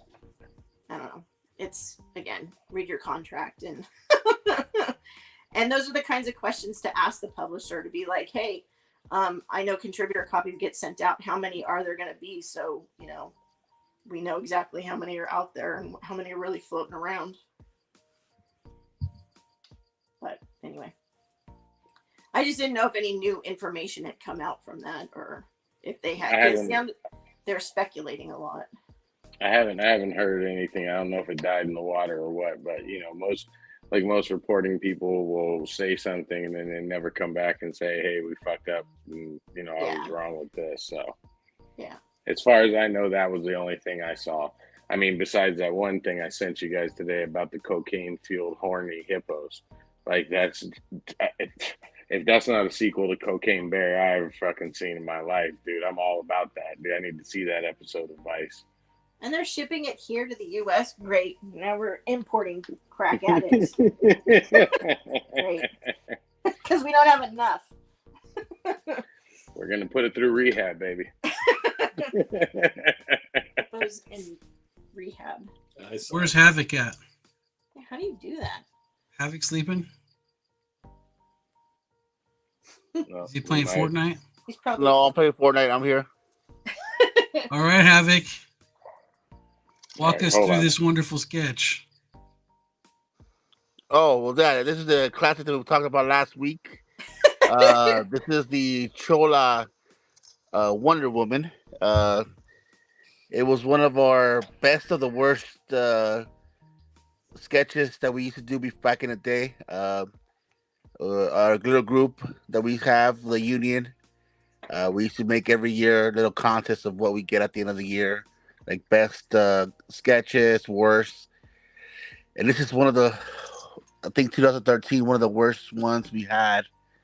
And it's Wonder Chola. it's a beauty. It's I was just gonna say that. Why is it the worst? I'm sorry. yeah. Look at that. It's just staring you down, ready to fight. That's what someone has that painted on their lowrider right now. Stink eye. She's got the furrowed brow. I can make Somebody that stole face. Shy Girl's eyeliner. Ain't it? I should put my hair down too, so I can. Yeah, that's a nice one. This is I guess is Doomsday. You have to guess as to who it is. I guess it's Doomsday. Let me see. Let me look at the because I had it here. Worst sketch. There we go. Yeah, this is the owner is Vic. He says it's Doomsday kinda. Artist was Aaron Cutter at Comic-Con 2014. So yeah, he won a Doomsday. But yeah, that's just what he got. A guy with pimples, basically. He got so. It looked like it started to be Wolverine at the top, and then all of a sudden, Yeah, like, he's like, oh shoot, it's not Wolverine. I was gonna say, yeah, it kind of looks like Sabretooth. Yeah. What the fuck is that? This is from Jeff Altman. This is I never know this character. It's Rose Tyler from the Empty Child Dr. Dances episode. I guess from The Simpsons. I guess. We got it at Long Beach Comic Con 2014. He said it's horrible. Wait, who's that supposed to be? Rose Tyler from the Empty Doctor Child. Who. Okay, Dr. Dances episode. Yep. So yeah, he did not like it. Did she have a horrible arm accident to make him shrink? No. Well, it looks like the face, the head is walking, like the body's walking one way and then the head's the other way. So, like the shoulders, I don't know, it looks kind of weird. Yeah, so that he wasn't really happy for that one. Huh. This is a zombie, I guess, that's been, yeah. It's well, you can't really tell it's a zombie, but kinda. I mean, but we have to give a kind of like a pass because This was done by Robert Kirkman, so he's not really an artist. So he's the writer. So Huh. Kirkman did this for This is him. actually better than some of the artists' sketches. Yeah. So he got it. This is from our homie Paulie. He got it at the Image Expo in 2014. Yeah. So Robert Kirkman made this one right here for him. I'll take that for Robert Kirkman. Now this one right here. Yeah, that one is. Shoot, hold on. Psylocke? This is for our friend LJ. Black Widow. There you go, Black Widow. Crack Widow? Just because she's got Yeah. the gun and she has those little bracelet things. Yeah. He's he wrote artist Andrew something. I think I purposely forgot his name. He got it at WonderCon 2014. This guy I remembered exactly because he's a digital artist and his artwork looked amazing, and we both were gonna get it, and I'm like, I don't know, I had a weird feeling about this guy, even for this cost him $20, and so even for 20, I was like, nah, you know what? I think I'm gonna pass. I'll just wait till yours, and this is what he got. So I don't think he's that good on traditional artwork. I think the beard's fleeked though. Yeah, it looks like she has a beard. I like how her Black Widow, like her widow symbol, is down like by her belly button. Yeah, so that's the Black Widow. As AJ would say, it's stylized. This one is not bad. I don't think it's that bad, especially also because again, it's not an artist. It's actually done by Grant Morrison, the writer. Oh. Oh, that's legit. So it's not bad. I mean, he put it on there because he just didn't like it. But to me, as for a writer doing the art, it's not bad at all. So this is Grant Morrison, Meltdown Comics 2014. He got it when he was signed out there. Whose is it? It was from Kevin Canlis. Okay. So it looks, for me, it doesn't look that bad at all. For a writer? Yeah, Grant Morrison, the writer. Yeah. Yeah, no, I know who Grant Morrison is. Yeah. Yeah, so it looks not bad for Grant Morrison. This one, it was for James Gunn, Matt Wagner, of course, and he was doing his character, but you wouldn't even know it was his character, even with the little thunder strike on the side. Look at it's me. Oh my God, it is. Yeah, it's basically him. Yeah. So I mean, he's missing teeth or something. I don't know. It's just or is the beard covering his mouth? I'm not sure. But yeah, it's Matt Wagner. Didn't Wagner do is that Grendel? It's not. Well, he does Grendel, but he also has another character. I forgot the character's name, but yeah, he does another character. Why didn't you just draw Grendel? There's not much to it. You just draw a head with some weird eyes, like yeah. This is one of my favorites from last week. Right here, Wolverine with those little paws. Meow. Yeah, little kitty time. Looks like little murder mittens. Yeah, it looks like T-Rex hands right there, dude. Like fucking, he can't reach for shit. He's got British teeth. What's up with that? Trust me, you missed it all last week. We had a bunch of different ones. Like they all had either crack cocaine or crack teeth. It was good. It was a good time last week. We couldn't stop laughing because I haven't seen these for a long time. It's been almost 10 years since I've seen this. So yeah, I don't even know how it started, but we started going to through all these old school sketches that we all got from back in the day. Going about because of how fucking expensive sketches are, and that shitty one Ramita dude on Facebook. Oh yes, yeah, you're right. On all the Facebook like comic groups this whole week, people have been trying to hunt down that sketch. Like people want that sketch, dude. Like, cause it's like now infamous and shit. And I was thinking the same thing. I was like, I'll buy it. I was like, if it's cheap enough, I'd buy it, dude. Like, and add it to our list. That thing had to be like $300-500, I bet. Yeah. And these ones aren't even that. Like, that was what we were saying. Like, if we got a bad sketch for $20, we were just like, man, like, whatever. Yeah, or a free $20 sketch, is. Yeah, $20 is 20. Yeah.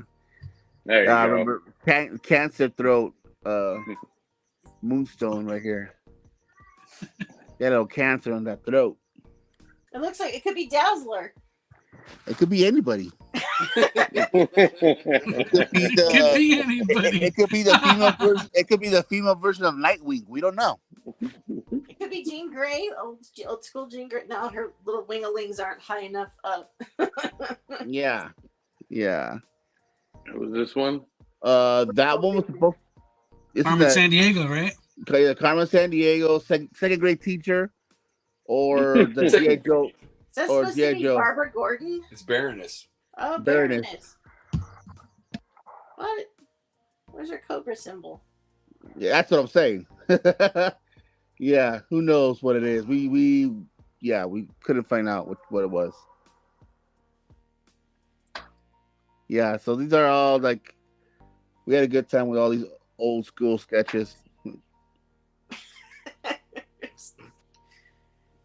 I always like when Isaac would bring out his book and he'd show off stuff, or he'd be like, "Look, there you go."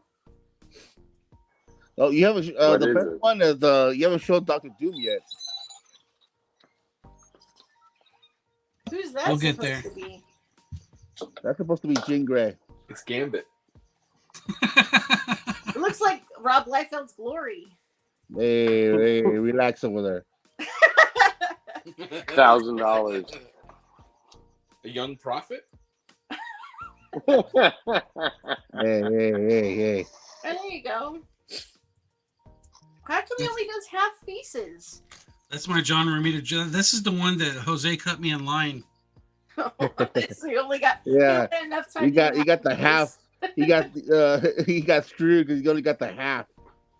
Hey man, if you were here 10 minutes earlier, I could have given you the whole thing. Yeah.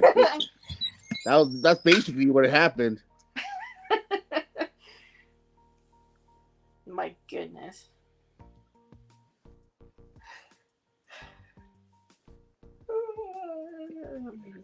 Oh, doing sign language. Who's doing sign language? Nate. Oh.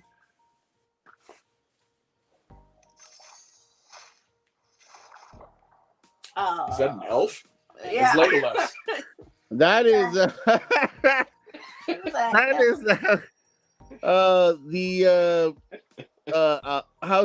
how can I say it nicely? The slow version of Supergirl. That's if Jenny and Forrest Gump had out of body experience with each other. Derpy Supergirl. Wow. That's supposed to be Supergirl? She's got pecs and not boobs. No, What that's the her hell? clavicle, you weirdo. That's her clavicle. Where's the cleavage? Lower. Oh, look at her nose. Let me show you what Supergirl's supposed to look like, dude. Hold on, I'll show you what Supergirl's supposed to look like. Look at that. That's Supergirl right there, dude. Look at that. Yeah. Yep. That's fuck G.I. Joe. That's a real American hero. Oh, there you go, dude. Check that out. Oh, yep. That's super. I wouldn't mind being saved by that, I'll tell you.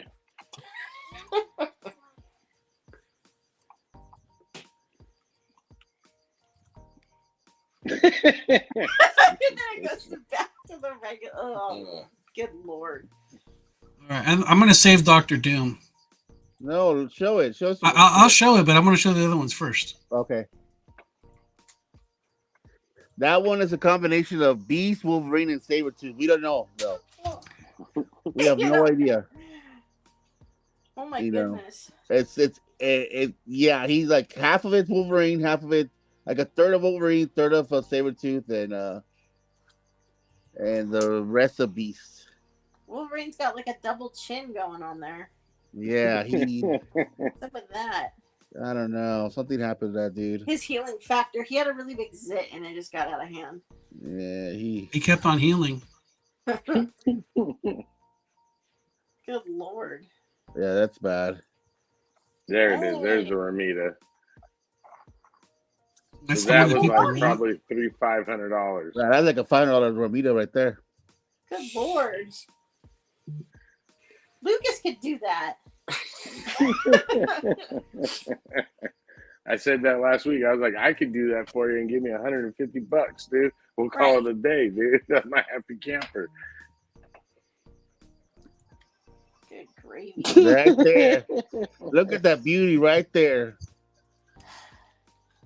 Oh my goodness. That look at the face. Look at the teeth. Look at the teeth. He doesn't even have teeth. That's what I'm saying. He did a lot of crack in his young life. Yeah, so that's awesome, Dr. Doom right there. How much did that one run you? I think it was either $40. Oh my gosh! That's because he's got color. It's 3 different versions of black. He's got shading. That costs more. But that was what we were saying, was like back in the day, you used to be able to, get a couple sketches while you're at a show for not too bad. Like, $150, you got like a full blown, scene happening. Like Havoc was doing badasses with his. Well, what was the splash page or whatever, or the jam piece that Havoc was doing? That was badass. Isn't there a problem like with those jam pieces though, that you got that one bonehead artist that's just gonna screw it all up because he throws a DC character on your Marvel book? One of these days we're gonna have James come on here because James has a George Perez story that is just glorious. Makes me have cramps every time I hear it. And every time I see him, I'm like, "Tell the story, Dad. Tell the story." And he said it to me like 20 times, but every time it's not enough. I need to hear it again. All right, let's see. Did we cover? Did anybody else see Mario? I did. No. What'd you think, Havoc? Loved it. It was awesome. Great. It's good for the kids. It was awesome. You're gonna have fun. There's 2 credit things in the back. Post-credit scenes. How is Chris Pratt as Mario? Good. I wouldn't have known it was Chris Pratt if you didn't tell me. Film age, it was horrible. I liked it.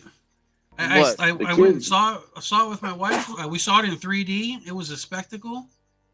I dropped the kids off to go see it, and they saw it Wednesday night, like the special screening or whatever. And they came home like singing all the, I guess, Donkey Kong raps or something like that, and they were just rapping the whole thing. So I mean, it hit its core audience. Yeah, it was good. It was good, dude. I and you know me, I hate kid stuff. This was perfect. It was good. Yeah, that was one thing about when we went to see it. We were in there and we went and saw it. It started at 9:10, and we figured that was safe enough to watch it that late at night to where there wouldn't be a bunch of kids in there. No. Mexicans don't give a fuck about it being late and bringing their kids to the movies. Yeah, there was a lot of kids. And we were nervous about them talking and stuff, but the kids didn't. It wasn't bad. No, it wasn't bad. The kids, you know what? There was a kid next to us. He knew every single song. He knew the old school, the original Mario Brothers TV show because they put that song on there. The kid was at least 8, 9 years old. He knew that song. He knew Elton John song they were playing. He knew everything. It was like, dude, this kid is off the hook. I was like, congrats, Dad. Good job. I don't want to see Mario unless it's Captain Lou Albano.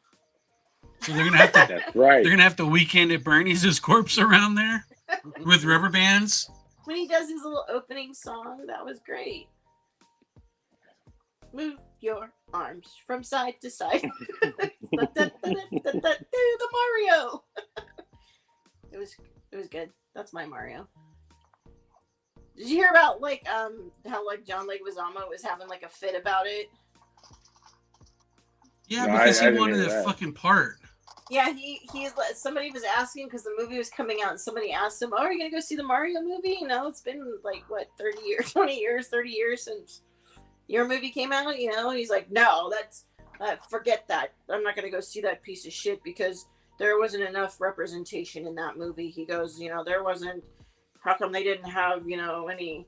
It was groundbreaking for me to be Luigi, and I'm thinking to myself, wait a minute, they're Italian.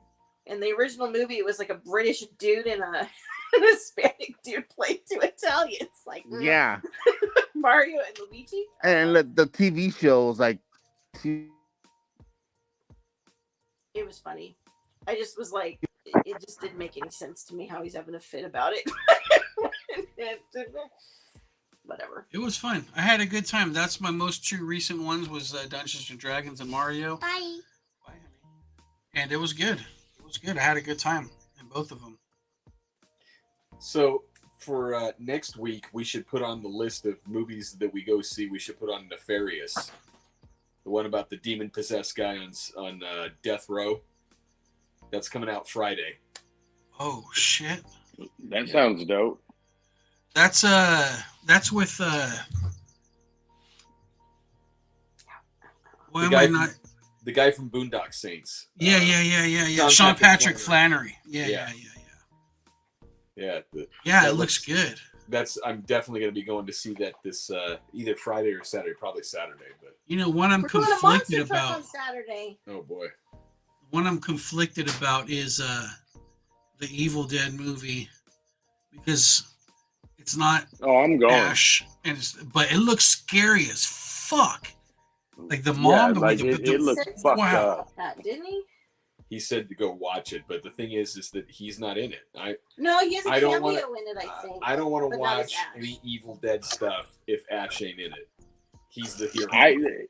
I want to see it just because of that fucking. It just looks like a horror movie. I don't see any Yeah, of it. like- You're a goody two shoes. You're a goody two shoes. Like this is just straight This up is like like a- fucking scary. Like the previous. When she's talking Hey, to guys, the daughter I'm- through the people I'm, and shit. I'm leaving, so good seeing you guys. Yeah. I Talk see to you you. guys. Good talk to you guys Deuces, next Havoc. week. Can't wait to see what happens in the next Mandalorian. We'll see what's up. But guys, have a great night. Take care. Good seeing you. Night. Bye. There it is. No, So anyway, he's yeah, totally no, wrong no. about Star Wars.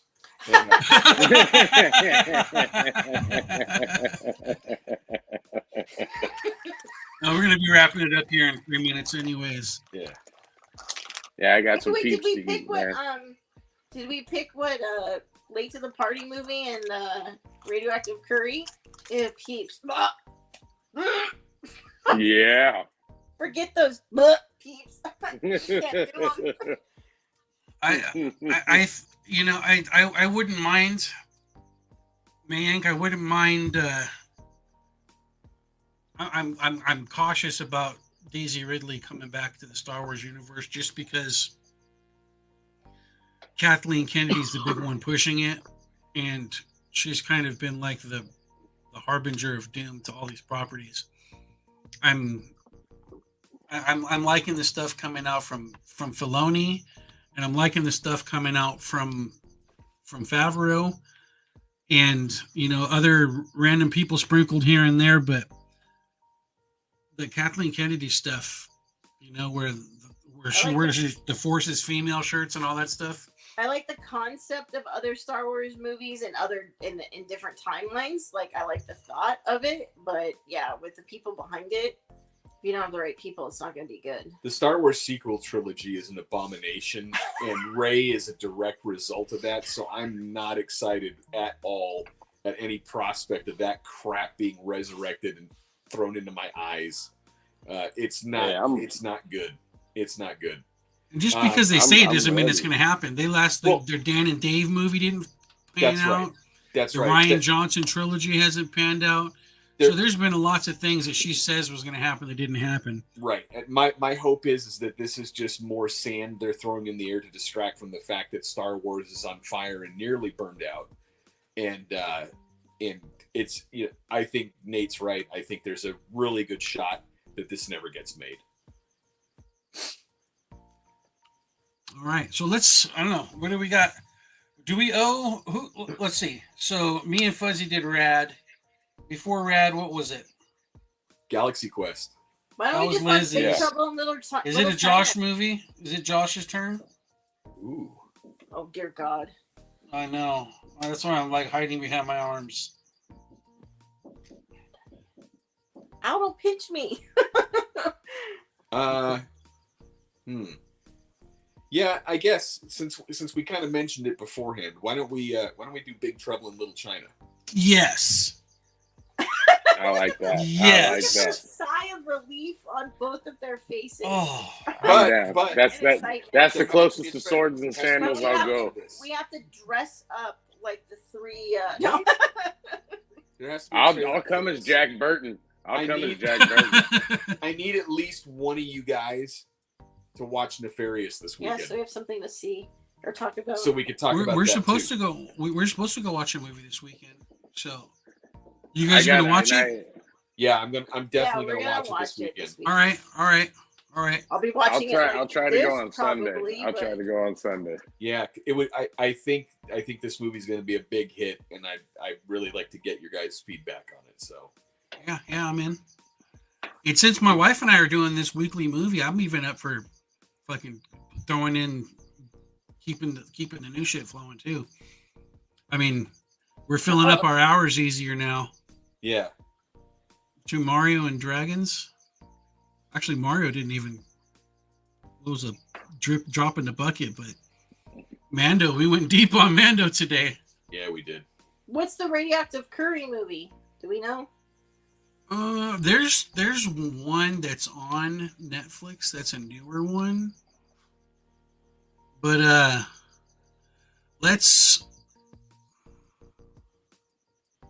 let me think about it a little bit more. Sure. Okay.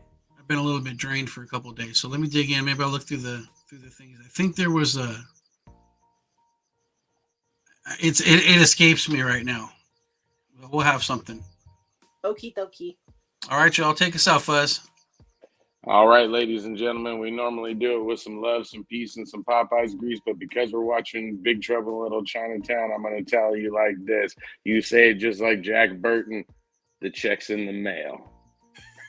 That's right. All right, guys. Good night. Late.